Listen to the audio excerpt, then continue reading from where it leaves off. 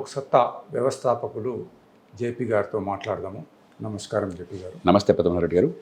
చాలా సంతోషం సార్. ఇప్పుడు ఈ శుభ సందర్భం లోపల కొన్ని విషయాలు, ముఖ్యంగా దేశానికి పట్టిపీడిస్తున్నటువంటి విషయాలు చాలా ఉన్నాయి. దాంట్లో కొన్ని మీతో శ్రోతలకు చెప్పినట్టయితే బాగుంటుంది. సార్, మీరు భారతదేశంలో హయ్యెస్ట్ కోవిటెడ్ జాబ్ అంటే ఐఏఎస్.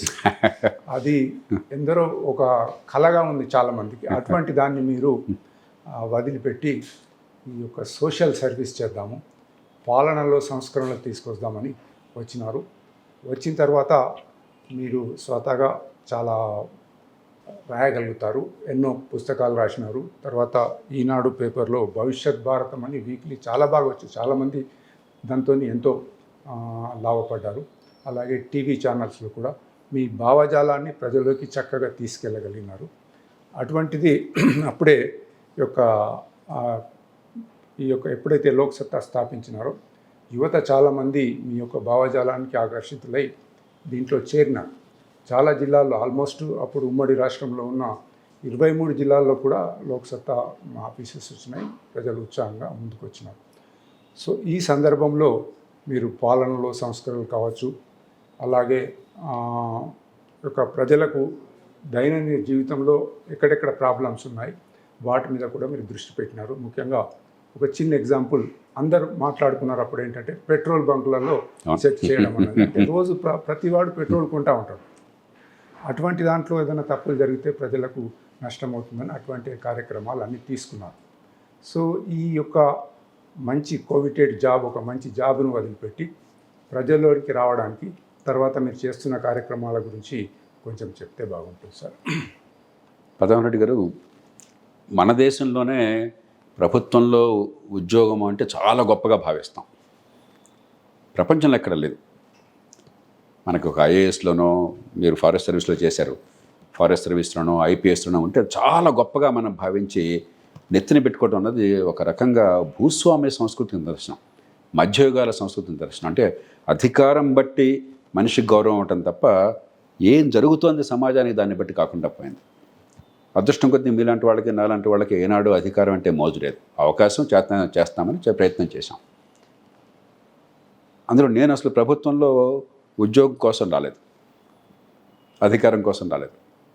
ఒక వైద్యుడిగా ఉండగా 70ల దశకంలో అప్పుడే 25 ఏళ్ల స్వతంత్రం నేపథ్యంలో ఇవాళ ఎట్లా కొంతమంది ఆలోచిస్తున్నారు, ఆ రోజు కూడా దేశం ఏమిటి, స్వతంత్రం వచ్చింది, ఇంత ఆశయాలతో వచ్చింది, ఇంత ఆశలతో వచ్చింది, అనుకునే జరగట్లేదని చెప్పి ప్రజల్లో ఒక ఆర్తి మొదలైంది. ఆ తరానికి చెందినవాడిని నేను. 1972-73 ప్రాంతంలో అప్పుడే దేశం గురించి బాగా లోతుగా ఆలోచించడం ఒక 16 ఏళ్ల కుర్రాడిగా. మన దేశంలో ఉన్న పరిస్థితులు, ఇతర దేశాల్లో పరిస్థితులు, ప్రజాస్వామ్యాల్లో అమెరికా లాంటి దేశంలో మరి అక్కడ జవాబుదారీగా ఉంచడం, అధికారంలో ఉన్న వాళ్ళని, రాష్ట్రపతిని పదవి నుంచి దింపడం కొన్ని తప్పులు చేస్తే, మన దేశంలో విశృంఖలంగా అధికార దుర్వినియోగం, అవినీతి, బేదరికం కొనసాగటం, ఈ తేడా కలచివేసి అక్కడి నుంచి ప్రయాణం ప్రారంభమైంది. ఎమర్జెన్సీ రావటం, అది పోవటం, పోయాక ఆనందపడడం, తర్వాత దుఃఖపడడం, పెద్ద మార్పు రాలేదని చెప్పని. కాబట్టి అదే ప్రయాణం నాది కొనసాగింది. ఐఏఎస్ నుంచి బయట రావడం కూడా ఏ కారణాల వల్ల లోపలికి వెళ్ళానో అదే కారణాల వల్ల బయటకు వచ్చాను. ఈ మధ్యలో తేడా ఏంటంటే అవకాశం వచ్చింది నేర్చుకోవడానికి. అంతకుముందు ఆవేదన ఉంది, ఆవేశం ఉంది, ఆదర్శం ఉంది, అనుభవం లేదు, క్షేత్రంలో ఏం జరుగుతుందో అవగాహన లేదు. కాబట్టి నిర్దిష్టమైన పరిష్కారం గోర్చంతో ఆదర్శభావం తప్ప నిర్దిష్ట పరిష్కారం లేవు. ప్రభుత్వోద్యోగం నేర్పింది ఏమన్నా ఉంటే నిర్దిష్టమైన పరిష్కారాలు, ఎక్కడ ఏమిటి తప్పు జరుగుతుంది, వ్యక్తులు కాదు సమస్య, వ్యవస్థలో ఎక్కడెక్కడ బలహీనతలు ఉన్నాయి, దాన్ని అలా సరి చేయాలని చెప్పాను. ఒకసారి అర్థమైన తర్వాత 2 మార్గాలు. అయితే ఊరికి అర్థమైంది బుర్రలో ఉంచేసి పక్కన పడేయడం, అప్పుడు మాట్లాడడం, మన జీవితాన్ని మనం చూసుకోవటం, లేదంటే దానికోసం పోరాడడం అనివార్యం అనిపించింది కాబట్టి బయటకు వచ్చాను. అప్పుడున్న పనే ఇప్పుడు చేస్తున్నాం. మీరు అంతే. ప్రభుత్వంలో మీరు ఎలా చిత్తశుద్ధి చేస్తారు అదే బట్టలతో, అదే పద్ధతితో పనిచేస్తున్నారు. కాకపోతే అప్పుడు నెల జీతం ఉంది, ఇప్పుడు నెల జీతం లేదు, తేడా అంతే. అయితే ఈ 25 ఏళ్లలో ఈ ప్రయాణంలో మనం అంతం కలిసి ప్రయాణం చేసాం. చాలా అనుభవాలు వచ్చినాయి. మొదట్లో మనం ప్రధానంగా ఒక మంచి చట్టాలుంటే, మంచి ఏర్పాట్లు చేస్తే సరిపోతుందని చెప్పి అనుకున్నాం. ఇప్పుడు ఖచ్చితంగా మరింత లోతు అర్థమైంది. అలాగే మన దేశంలో ఉన్న బలాలు కూడా మనకు పూర్వం కంటే ఎక్కువ బాగా స్పష్టంగా అర్థమవుతున్నాయి. ఎందుకంటే ప్రభుత్వాలు ఎంత అధ్వాన్నంగా ఉన్నా, రాజకీయం అంతా కుళ్ళిపోయినా, కొన్ని రంగాల్లో దేశం బాగా అభివృద్ధి చెందుతోంది. ప్రజల తపన వల్ల, ప్రపంచంలో మారుతున్న పరిస్థితుల వల్ల, టెక్నాలజీ వల్ల దాన్ని ఉపయోగించుకుంటూ కొరతలను తీర్చడం ఎట్లా. రెండోది, రాజకీయంలో ఉన్న వాళ్ళు కూడా ఒక ఊబిలో కూరుకుపోయారు, ఒక ప్రవాహంలో కొట్టుకుపోతున్నారు. దాని నుంచి బయటపడేయడం ఎట్లాగా. మూడోది, మన దేశంలో చర్చ అంతా అంతసేపటికి రాజకీయం గురించే జరుగుతుంది. రాజకీయంలో ఉన్న వాళ్ళ గురించి మాట అంతా కేసీఆర్, చంద్రబాబు నాయుడు, జగన్, మోదీ, మన్మోహన్ సింగ్, సోనియా గాంధీ, దీని మీద చర్చ జరుగుతుంది. అసలు సమస్య అక్కడ కాదు. అసలు సమస్య రెండు రకాలు. ముందు క్షేత్రస్థాయిలో ఏం జరుగుతుంది, రెండోది పరిపాలన యంత్రాంగం ఏం చేస్తోంది. అన్ని రాజకీయం అక్కర్లేదు. కాబట్టి ఈ వ్యవస్థలో చాలా సంక్లిష్టమైన ఏర్పాట్లు ఉన్నాయి. అంతా రాజకీయ కోణం చూస్తే చాలదు అని చెప్పాను. ఈ రాజకీయం అంటున్న గ్లామర్ తీసేయాలి, కాస్త ప్రాక్టికల్గా ఆచరణ సాధ్యంగా మనం ఆలోచన చేయాలి. అలా మనందరం కలిసి చాలా నేర్చుకున్నాం ఈ దేశంకి వచ్చి.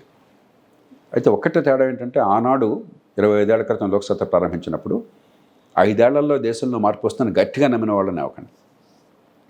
ఎందుకంటే నిజంగా మార్పు రావడానికి నిజమైన అవరోధాలు ఏం లేవు. మన మనస్సులు తప్ప, మన సమాజంగా సిద్ధం కాకపోవటం తప్ప ఇంకే ప్రతిబంధకాలు లేవు. నాయకత్వానికి కనుక ముందు చూపు ఆలోచన ఉన్నట్టయితే, ఉన్న సాక్ష్యాల ప్రకారం హేతుబద్ధంగా కనుక మార్పులు ఏం కావాలో దానికోసం ప్రయత్నం చేస్తే 5 నిమిషాల్లో తేవచ్చు.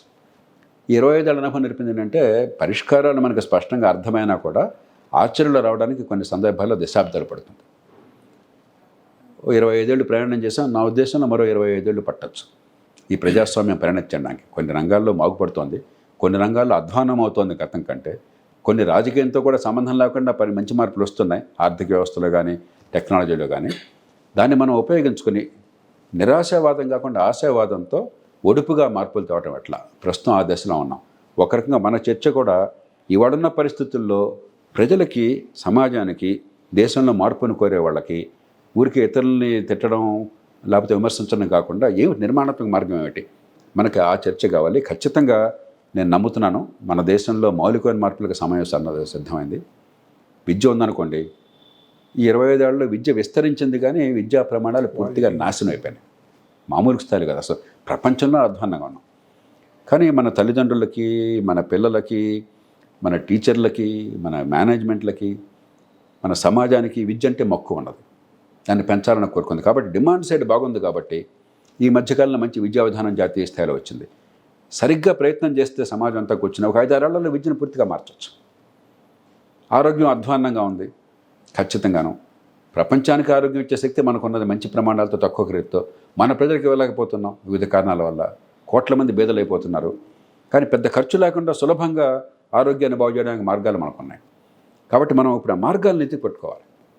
పరిపాలనలో కావచ్చు, విద్యా ఆరోగ్యంలో కావచ్చు, చట్టబద్ధ పాలన, కోర్టులు, న్యాయ వ్యవస్థ కావచ్చు, గవర్నమెంట్ ఆఫీసులు పనిజరగడం కావచ్చు. అది మనకు అర్థమైతే విమర్శించడం కాకుండా పరిష్కారంలో భాగం కాగలం. బహుశా మనం మన అనుభవంతో ప్రజల సమాజానికి ఆ స్పష్టత ఇవ్వగలం. మనకు చేతనైన మేరకు అడుగులు వేయగలం, మరికొన్ని పరిష్కారాలు సాధించగలం. సరే, ఇప్పుడు దేశం ఎదుర్కొంటున్న క్లిష్ట సమస్యల్లో అతి ముఖ్యమైనది అవినీతి. సామాన్యుడికి ఏ ఆఫీస్కి వెళ్ళినా, ఎక్కడికి పోయినా న్యాయబద్ధంగా వచ్చేటువంటి చిన్న చిన్న సర్టిఫికెట్ల కాడికి వెళ్ళి డబ్బులు ఇవ్వండి, పని జరగటం లేదు. ఇక రాజకీయాల్లో అవినీతి అయితే విపరీతంగా పెరిగిపోయింది. క్రిమినలైజేషన్ ఆఫ్ పాలిటిక్స్ అయిపోయింది. రకరకాల సర్వేల ప్రకారము 40 to 50% of our law makers, అది పార్లమెంట్లో కానివ్వండి, అసెంబ్లీలో కానివ్వండి, క్రిమినల్ రికార్డు ఉన్నట్టుగా వస్తూ ఉంది. సో ఈ అవినీతిని అరికట్టాలంటే ఏం చేయాలి? అసలు అవినీతి ఎన్ని రకాలుగా ఉంటుంది? దీన్ని సమాజంలో అరికట్టాలంటే పౌరుల పాత్ర ఎలా ఉంటుంది? మనందరం ఈ పోరాటం జాగాలంగా చేస్తున్నాం. 2 మౌలికమైన విషయాలు మనకి అవగాహన కావాలి సమాజంగా. ఒకటి, నీతి అవినీతిని కేవలం నైతికమైన విలువల అంశంగా పరిగణిస్తున్నాం. అట్లాగే ఆలోచిస్తే పరిష్కారాలు రావు. ఇదొక ప్రాక్టికల్ అంశం, రోజువారీ జీవితంలో మనందరూ ఎదుర్కొంటున్న సమస్య. దానికి పరిష్కారాలని ఈ ప్రజలందరూ మంచివాళ్ళైతే బాగుండు, ప్రజల బుద్ధి అంతా మారిపోతే బాగుండు అనుకుంటే ఊరికే అదే ఉపన్యాసాలను సదాసరే కానీ జరగదలగా. రెండోది, అవినీతి ఏ రూపాల్లో ఉందో స్థూలంగా 3 రూపాల్లో ఉంది. మొదటిది మీరు చెప్పినట్టుగా, గతి లేక సామాన్య పౌరుడు హక్కుగా జరగాల్సిన పనికి లంచం ఇస్తున్నాడు. మన చట్టం ఏం చేసింది? లంచం ఇచ్చిన వాడిని కూడా నేరస్తుడిగా చిత్రించి అదే పెద్ద నైతికమైన అంశంగా మనం ప్రజల ముందు పెట్టి, పద్మనాభుడు గారిని మాట్లాడుతున్నానండి, మన ఆయన కూడా 100 రూపాయలు లంచం ఇచ్చాడు అక్కడ పని చేయించుకోవడం కోసం అని చెప్పని సమాజాన్ని మనం నాశనం చేస్తున్నాం. ఇంతకంటే మూర్ఖమైన చర్చ ఇంకొకటి లేదు. భారతదేశంలో 158 కుటుంబాలు 158 కుటుంబాలు ఏడాది కాలంలో ఎక్కడొక చోట గవర్నమెంట్లో ఏదో ఆఫీసు లంచం ఇస్తున్నారని చెప్పని అంతర్జాతీయ సర్వేల్లో తేలింది. అంటే 58% కుటుంబాలు ఏడాది కంటే అన్ని కుటుంబాలు 3 ఏళ్ళ 4 ఏళ్ళ వస్తాయి. అంటే భారతదేశంలో ప్రజలంతా కూడా పరమ మూర్ఖుల, పరమ దుర్మార్గుల, పరమ అవినీతి పరుల? ఏం ఆలోచన అది? ఎందుకంటే మూర్ఖపు చర్చ ఏమన్నా ఉందా? అంటే ప్రజలకు ఏంటంటే సార్, డబ్బు ఏంది పని కానప్పుడు కంపల్సరీగా ఇస్తున్నారు. అది కరెక్ట్. సో గతి లేక నాకు కావాల్సిన పనికి డబ్బులు లేకపోతే కాదు కాబట్టి 10 సార్లు తిప్పుతున్నారు కాబట్టి, పని టైంకి కాకపోతే మరి కుటుంబానికి చాలా నష్టం అవుతుంది కాబట్టి, మేరే పని ఆపుకోలేను కాబట్టి గతి లేక 100 రూపాయలు ఇస్తున్నాను. నేనేం పొందట్లా అన్యాయంగా. అప్పుడు నన్ను నేరస్తుడిగా చూడడం కాకుండా లంచం ఇవ్వకుండా పని జరిగే వ్యవస్థ ఎట్లా ఏర్పాటు చేయాలా? ఇంకోటి సమాజంలో ఏమనుకుంటారంటే, పని కాకుంటే లౌక్యం తెలియదు, డబ్బులు ఇవ్వకుంటే లంచం ఇవ్వకుంటే ఇక్కడ పని అవుతుందా ఏమన్నా యాక్సెప్టెన్స్ వచ్చింది సమాజానికి. ఏంటంటే లంచం అన్నది ఒక అడిషనల్ ట్యాక్స్ మాదిరిగా అనమాట. మనం ఈ వస్తువు కొంటే దీనికి ఇంత ట్యాక్స్ కట్టినట్టుగా ఈ పనికి మనము లంచం ఇవ్వాలన్న పద్ధతి ఇవాళ స్టార్ట్ అయింది సార్. అదే ఇప్పుడు కొన్ని రంగాల్లో చూడండి, లంచం ఇవ్వకుండా పనులు అవడం మొదలెడుతున్నాయి. అన్ని చోట్ల కాదు. ఇప్పుడు తెలంగాణలో మీరు చూసినట్టయితే రిజిస్ట్రేషన్కి పద్ధతుల్ని సులభం చేశారు.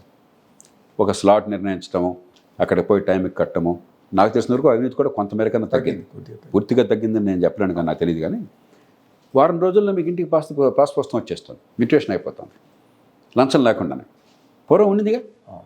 అంటే ఏంటి, మనం కొన్ని పద్ధతులను ప్రవేశపెడితే ఆ సేవ సకాలంలో సమర్థంగా పారదర్శకంగా అందే అవకాశం కల్పించడం, ఉన్న టెక్నాలజీ ఉపయోగించుకోవటం, ఈ పని చేస్తే చాలా మేరకు ఈ లంచం తగ్గిపోతుంది. వాడు అడగకుండా లంచం ఇచ్చేది గతిలోకి ఇవ్వటం తప్ప మనకేదో బుద్ధిలో లంచం ఇవ్వకపోతే ఆగదని కాదు. కాబట్టి సేవలను ఎలా మెరుగుపరచాలి, పరిపాలనా యంత్రాంగాన్ని ప్రజలకు జవాబుదారీగా ఎట్లా చేయాలి. మన దేశంలో ఏమైంది, సామాన్య ప్రజలు నిరుపేదలు, రెక్కాడితే డొక్కాడని వాళ్ళు, చదువు లేని వాళ్ళు, అసంఘటిత రంగంలో ఉన్నవాళ్ళు, నెలజీతం లేని వాళ్ళు, జీవిత భద్రత లేనివాళ్ళు, ఒక సామాన్య ప్రభుత్వ ఉద్యోగి కూడా జీవితంలో జీవిత భద్రత ఉన్నవాడు, సమాజంలో మిగతా వాడితో పోలిస్తే చాలా ఎక్కువ ఆదాయం ఉన్నవాడు, పలుకుబడి ఉన్నవాడు. కాబట్టి ఎవరు మనకి సేవలు అందించాలో వాళ్ళు మనకంటే చాలా బలవంతులయ్యారు, ఎవరు అందుకోవాలో వాళ్ళు చాలా బలహీనులయ్యారు. దాంతో పాత్రలు తారుమారాని.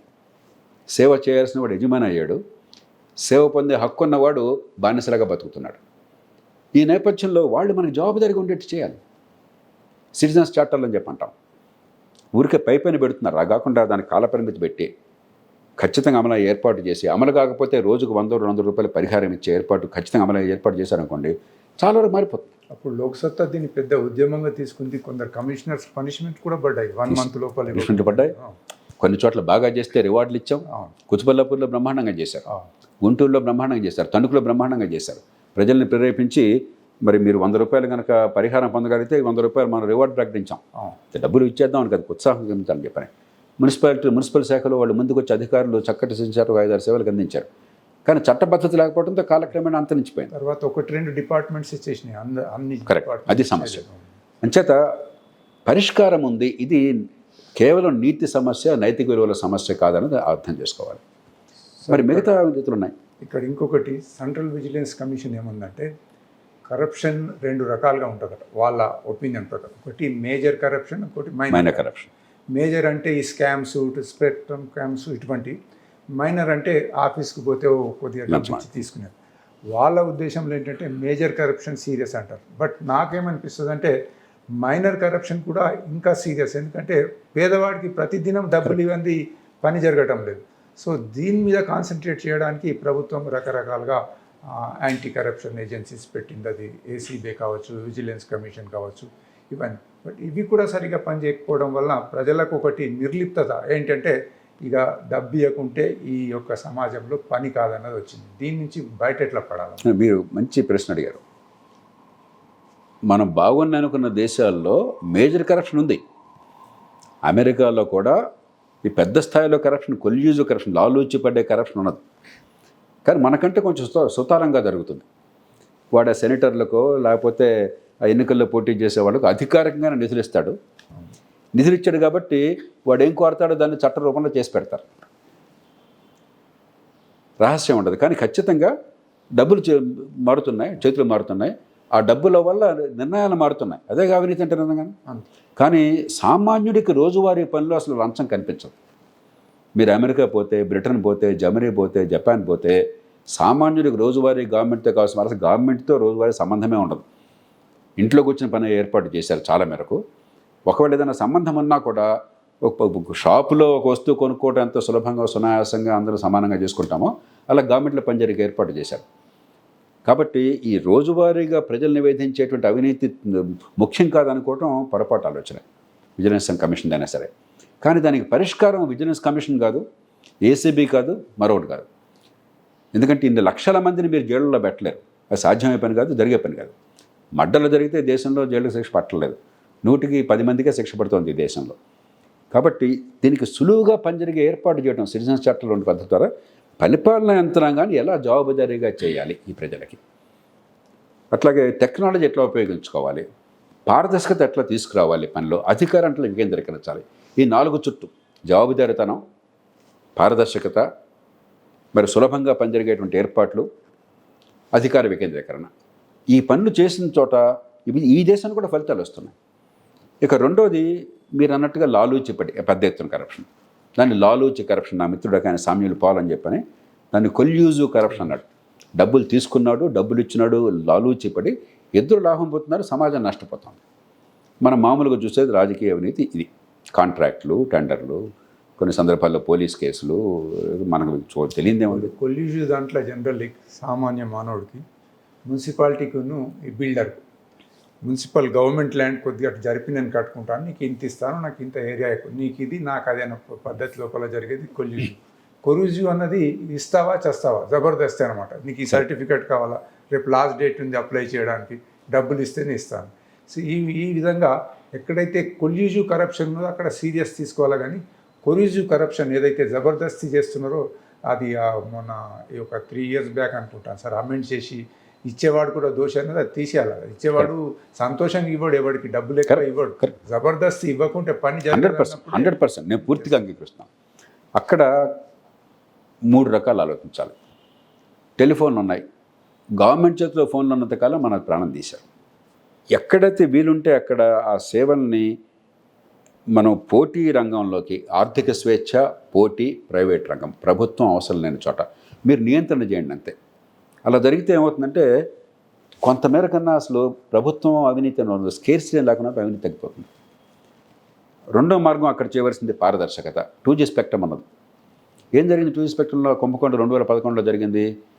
డబ్బులు తీసుకుని కావలసిన వాళ్ళందరికీ కూడా దానిలో అసలు టెలిఫోన్లతో టెక్నాలజీతో సంబంధం లేని వాళ్ళు, ఏమీ తెలియని వాళ్ళు, వాళ్ళందరినీ తీసుకొచ్చి వాళ్ళకి ఆ స్పెక్ట్రమ్ ఇచ్చేశారు. దేశం అంతా గగ్గోలు అయిపోయింది, బయటపడిపోయి. దాంట్లో లోక్సత్తా రోల్ కూడా చాలా ఉంది. మీరు ముందు సో అప్పుడు అందరూ మనం ఏం చేసాము, జైలుకి వెళ్ళి అన్నారు. లోక్సత్తా మనం చెప్పింది ఏంటంటే అవన్నీ జరిగాయి కదా, జరిగితే సంతోషమే. కానీ మనం చూస్తున్నాం కదా దేశంలో కాసేపు హడావుడి ఉంటుంది. అది జరిగినా జరగకపోయినా కూడా శాశ్వతంగా ఈ రంగంలో అవినీతి ఉండకూడదు అంటే వ్యవస్థాగతంగా ఏర్పాట్లు చేయాలి. అప్పుడు మనం సుప్రీంకోర్టుకి వెళ్ళాం. ఆనాడు మహామహులంతా మనతో కలిసి వచ్చారు. మన అప్పుడే హైదరాబాద్ నివాసం ఉంటున్నటువంటి చీఫ్ ఎలక్షన్ కమిషనర్ లింగ్డో, ఆయన చెన్నై నుంచి ఇతర ఉన్నత స్థానాల్లో పనిచేసిన వాళ్ళు, ముంబై నుంచి వెంకటాచలయ్య గారు కూడా అందరూ కలిసి వచ్చారు. ఆనాడు చెన్నై నుంచి మనకి Gopalaswamy former chief election commissioner, తర్వాత పెజావర్ శంకర్ చీఫ్ విజిలెన్స్ కమిషనర్గా పనిచేసినట్టు ఆయన, Krishnamurthy chief election commissioner, admiral Tahiliani transparency international అధ్యక్షుడిగా ఉన్నాడు ఆనాడు, రెబీరో బాంబే నుంచి మాజీ అంబాసిడరు, తర్వాత డీజీపీగా చేశాడు, ప్రసిద్ధి అధికారి. ఇలా అందరం కలిసి వచ్చారు. మనం చెప్పగానే అందరం సుప్రీంకోర్టుకి వెళ్ళగానే 122 లైసెన్సులు క్యాన్సిల్ చేశారు. కాంపిటేటివ్ బిడ్డింగ్ శాశ్వతంగా ట్రాన్స్పరెంట్గా కాంపిటేటివ్ బిడ్డింగ్ ద్వారా, మరి వేలంపాట ద్వారా అన్నారు. మొన్న కూడా మన 5G స్పెక్ట్రమ్ అనుకుంటాను, వాళ్ళు ఈ మధ్య దాకా యాక్షన్ జరుగుతున్నాయి. ఒక్కళ్ళు కూడా దీనిలో అవినీతి ఉందని చెప్పలేరు. ఇప్పుడు అయిపోయింది, అవినీతి పూర్తిగా అంతం అయిపోయింది. గొంతు చుంచుకోవటం కాకుండా, కోర్టులో శిక్షణ కాకుండా ముందు పద్ధతుల్ని మార్చడం చాలా కీలకం. Systems reform. అది మన దేశంలో ఏంటంటే రాజకీయంగా లాభం కోసమో, పత్రికల్లో బాతాఖానీ కోసమో మనం ఏదో దాన్ని ఒక నాటకీయంగా మారుస్తున్నాం తప్ప ఇలాంటిది ఎందుకు వచ్చింది, దీన్ని పోయేట్టు చేయాలంటే ఏం చేయాలన్న చర్చ వెళ్ళట్లేదు. అందుకని 2 రోజుల పాటు ఎవరినో జైల్లో పెడతాము, శిక్ష ఉండదు, పాఠం ఉండదు. బెయిల్ రాకుండా ఉండటమే శిక్ష. 8 రోజులు బెయిల్ రాకుండా చేస్తే అంత గొప్ప అనుకుంటాము. తర్వాత ఆయన బయటకు వచ్చేస్తాడు, వచ్చి మరి ఏదో పెద్ద యుద్ధంలో విజయం సాధించినట్టుగా విక్టరీ చూపెడుతుంటాడు మనందరికీ. మనం అంతా బేవకూఫులాగా తలమోకాలు వేస్తాము. ఈ డ్రామా అయిపోయింది. దీని నుంచి కార్యకారణ సంబంధం, ఏం జరుగుతోంది, ఎందుకు జరుగుతోంది, ఇలా జరగకుండా చేయాలంటే ఏం చేయాలి, ప్రపంచమంతా ఏం చేస్తోంది, మన దేశంలో ఎలా చేస్తే దాని నుంచి బయటపడ్డాం, అనుభవం ఉంది మనకి. మనకేమైంది, ప్రతిరోజు పరగడుపులాగా అయిపోయింది, ఉన్న అనుభవాన్ని ఉపయోగించుకోవట్లా. ఇక మూడోది రాజకీయ అవినీతి. మీరు ఎన్నికల్లో కోటాను కోట్ల రూపాయలు అక్రమ ఖర్చు చేస్తూ క్యాష్ ఎకానమీ పెడుతూ మీరు అవినీతి లేకుండా ఎందుకు ఉంటుంది? మీరు ఏ పార్టీ అయినా, ఏ ప్రభుత్వ ప్రధానమంత్రి ఎవరున్నా, ముఖ్యమంత్రి ఎవరున్నా సరే, ఈ డబ్బుల రాజకీయంలో, అక్రమ ఖర్చు రాజకీయంలో మీరు పూర్తిగా మునిగి తేలిపోతూ నీతిని గురించి మీరు మాట్లాడిన హక్కు లేదు. వాజ్పేయి గారు కనీసం మాట్లాడేవాడు బహిరంగంగా. ఆయన ఎప్పుడు అనేవాడు, మనందరం ఒకడు అబద్ధం ఆడి రాజకీయంలో నడుపుతున్నామయ్యా, ఎన్నికల్లో పోటీ చేసిన తర్వాత, నెగ్గిన తర్వాత మనం అందరం కూడా దొంగ సర్టిఫికేట్లు ఇచ్చి ఎలక్షన్ చట్టం చెప్పిన ఖర్చు కంటే తక్కువ పెట్టామని చెప్పి వచ్చాం, కానీ మనలో దాదాపు అందరం కూడా అంతకంటే చాలా ఎక్కువ పెడుతున్నాం అనేవాడు ఆయన. ఇప్పుడు ఆ స్పృహ కూడా పోయింది పూర్తిగా. ఆ మాట వరుస కూడా ఆ మాట అంటలా. దాన్ని మార్చాలన్న తపన ఉండాలి. ఎన్నికల వ్యవస్థను ఎట్లా మార్చాలి, ఈ డబ్బుల ఖర్చు, ఓట్ల కొనుగోలు లేకుండా ఎన్నికల్లో నిజాయితీ పనులు సమర్థంగా గెలిచి ఏర్పాటు ఎట్లా చేయాలి, అది ఆలోచించకుండా రాజకీయం ఒకదారిని పోతూ ఉండి అవినీతి లేనట్టుగా మనం నటిస్తే ఉపయోగం లేదు. ఎందుకంటే ఓ 30 కోట్లు అసెంబ్లీ కోసం ఖర్చు పెట్టిన తర్వాత పాపం వాళ్ళు బతకాలి కదా ఒక పేద దేశంలో. కొందరు ఖర్చు పెట్టుకోగలరు, కొందరు వదిలేస్తున్నారు, ఏదో సమాజంలో పేరు ప్రతిష్టలు రావాలని అందరూ దోచుకుంటున్నారు అట్లా. మిగతా వాళ్ళు సంపాదించకుండా బతకలేదు. కార్పొరేటర్ 2 కోట్లు పెట్టిన తర్వాత వాడు మీరు ఎంతమంది సంపాదించాలి ఏదో రూపంలో, సర్పంచులు కూడా. కాబట్టి ఎన్నికల రాజకీయాన్ని మార్చే ప్రయత్నాన్ని రాజకీయ వ్యవస్థ కూర్చొని చేయకుండా అక్కడ ఏమీ లేనట్టుగా నటిస్తుండి దాన్ని మామూలు సాధారణీకరణ చేశారు. అది పర్ఫెక్ట్ రొటీన్గా చేసి పారేశారు. దాన్ని చేసేది అది నడుస్తుంటుంది, కానీ దేశం మాత్రం అద్భుతంగా ఉండాలి, జరగదు. ఈ 3 స్థాయిల్లో, క్షేత్రస్థాయిలో సామాన్యులకు అందాల్సిన సేవలను ఏర్పాటు చేయటము, ప్రభుత్వ నిర్ణయాల్లో లాలూచిపడే అవసరం లేకుండా ప్రైవేట్ రంగం కానీ లేకపోతే పారదర్శకత కానీ తీసుకురావటము, పోటీగా తీసుకురావటము, మరి రాజకీయంలో ఈ డబ్బు అవసరం, ఈ అక్రమార్జన అవసరం లేకుండా చేయటము. 3 100% పరిష్కారాలు ఉన్నాయి. మన దేశంలో ఆ ప్రయత్నం ఎక్కడ చేసామో అక్కడ ఫలితాలు అద్భుతంగా వచ్చినాయి. అది చేయకుండా మాట్లాడితే మాటలు నడిచినాయి, రాజకీయంగా కొందరు పబ్బం గడిచింది, కానీ దేశం బాగుపడాల. బోఫోర్స్కి వచ్చే ఎన్నిక ఫలితం మారింది 89 పాపం రాజీవ్ గాంధీని మరి చాలా ఇబ్బంది పెట్టాం అని బయటికి అమౌంట్. ఇవాళ రేపటి కరప్షన్ బట్టి చూస్తుంటే 60 కోట్లు ప్రధానమంత్రి స్థాయిలో నథింగ్, ఒక ఎమ్మెల్యే ఎంపీ స్థాయిలో 60 కోట్లు అంటే నథింగ్ అనే పరిస్థితికి వచ్చింది. పాపం ఆయన పదవి పోయింది, ఆ పార్టీకి అప్రతిష్ట వచ్చింది. కానీ నిజమైన మార్పులు తేలా మేము రాజకీయంగా ఉపయోగించుకున్నామే కానీ ఒక ఎన్నికల్లో ప్రజల్ని మభ్యపెట్టడం కోసం, ఓట్లు తీసుకోవడం కోసం చెప్పని మార్పుకి మనం నాంది పలకల తగినంత స్థాయిలో. ఎక్కడ నాంది పలితే అక్కడ పరిష్కారాలు వస్తున్నాయి. అవినీతి అనేది భారతీయుల ప్రజల వల్ల రావటం లేదు, ప్రజలు అవినీతి పరులు కాదు. ఈ దేశం ఎవరి దేశం, ఏ దేశం కంటే తక్కువ దేశం కాదు. నేను ఆ మాట ఖచ్చితంగా చెప్పగలను. సామాన్య ప్రజలు ఈ దేశంలో ఇప్పటికి కూడా ధర్మంగా ఉంటారు, అనవసరంగా ఇతరులు దొంగతనం చేయరు. ఎన్నో సర్వేల్లో తేలింది. సామాన్య ప్రజలు మరి డబ్బులు చిన్న చిన్న ప్యాకెట్లో పెడితే 185 మంది ఈ దేశంలో డబ్బు ఎవరిదో కనుక్కొని తిరిగి ఇచ్చే ప్రయత్నం చేశారు, ఇంత పేద దేశమైనా కూడా. మొబైల్ ఫోన్లు అలాగంగా చేస్తే అది దొరికితే ఫోన్ ఎవరిదో కనుక్కొని ఇచ్చే ప్రయత్నం చేశారు. ప్రపంచంలో ఎవరికి తీసుకున్నాడు కాదు ఈ ప్రజలు. ఈ ప్రజల్లో నైతికమైన విలువలు లేకపోవడం చేత జరగట్లేదు. వ్యవస్థను సరిగ్గా ఏర్పాటు చేసుకోకపోవడం జరిగింది. అధికారం ఎక్కడుంటే అక్కడ దుర్వినియోగం అనేది అనివార్యంగా ఉంటుంది ఎక్కడో చోట. అది లేకుండా ఉండేందుకు ఏర్పాట్లు చేయకుండా అవినీతి ఉంది చెప్పంటే అర్థమే ఉంది. నేను గాల్లో దీపం పెట్టి దీపం ఆరిపోకూడదంటే ఎట్లాగా? కాబట్టి ఖచ్చితంగా మార్చుకోగలం. కొన్ని రంగాల్లో మార్చుకున్నాం. భారతదేశంలో కొన్ని రంగాల్లో అవినీతి తగ్గింది, అన్ని చోట్ల పెరగట్లా. ఇంకోటి సార్, ఇప్పుడు జనరల్గా మాట్లాడుతున్నప్పుడు నల్లధనం అంటారు. నల్లధనం మనదంతా కూడా బయటకు పోయింది. స్విస్ బ్యాంకులను ఇంకెక్కడనో, దుబాయ్లో ఇంకెక్కడనో ఉంది. రాజకీయ పార్టీలు ఎన్నికలప్పుడు ఇది ఒక ఇష్యూగా తయారు చేస్తాయి. ప్రజలు ఓహో మన డబ్బంతా కూడా తిరిగి వస్తుంది అని. కొన్ని సందర్భాల్లో అయితే అదంతా దాన్ని పాపులేషన్తో డివైడ్ చేసి ప్రతి వాళ్ళకి 10 లక్షలు 15 లక్షలు వస్తాయని రకరకాలుగా జరిగినాయి. అసలు నల్లధనం బయటకు పోవడానికి కారణాలేంటి? మరి అది మనం తెప్పించుకోగలుగుతామా? ఉందా అసలు అది? ఇప్పుడు కొన్ని పత్రికలలో వస్తుంది, స్విస్ బ్యాంకులో లేదు, మొత్తం ఖాళీ అయిపోయినాయి, వీళ్ళు ఎవరెవరైతే డబ్బు ఉండేనో అంత పోయిందని. నల్లధనం ప్రామాణికమైన అంచనాల ప్రకారం ప్రధానమంత్రిగా మీరు చూశారు, గ్లోబల్ ఇంటెగ్రిటీ రిపోర్ట్ అని ఒక వాళ్ళు ఇస్తారు సంవత్సరాలు చాలా ప్రామాణికంగా. ఎందుకంటే ఊరికే కాకుల లెక్కలు అందరూ చెప్పచ్చు. మీరు చెప్పిన 15 లక్షల కాకుల లెక్కలతో వచ్చింది. బాబా రామ్దేవ్ ఆ రోజుల్లో కూడా చేసినప్పుడు ఇలాంటి అంకెలు చెప్తే నేను చెప్పాను, ఏమండి మీ ఉద్దేశం మంచిదే కానీ మనం అంకెలతో సంబంధం లేకుండా మాట్లాడుతున్నాం, తప్పది. అతిశయోక్తులతో ఇవాళ చెల్లుతుంది కానీ రేపొద్దున కష్టం అవుతుంది, కరెక్ట్ కాదు, ఇంత లేదని చెప్పాను నేను. కానీ వినకుండా వీళ్ళంతా అధిక ప్రచారం చేశారు. ఏడాదికి ఒక 70-80 బిలియన్ డాలర్లు అంటే ఒక 5-6 లక్షల కోట్ల రూపాయలు దేశం నుంచి బయటకు పోతుందని అంచనా. వాళ్ళు గ్లోబల్ ఫైనాన్షియల్ ఇంటెగ్రిటీ వాళ్ళు 2-3 వరుస ప్రతి సంవత్సరం నివేదికను చూస్తున్నాను. మొత్తం మీద వాళ్ళు వేసిన అంచనాలు వివిధ రూపాయలు దానికి రకరకాలు ఉన్నాయి.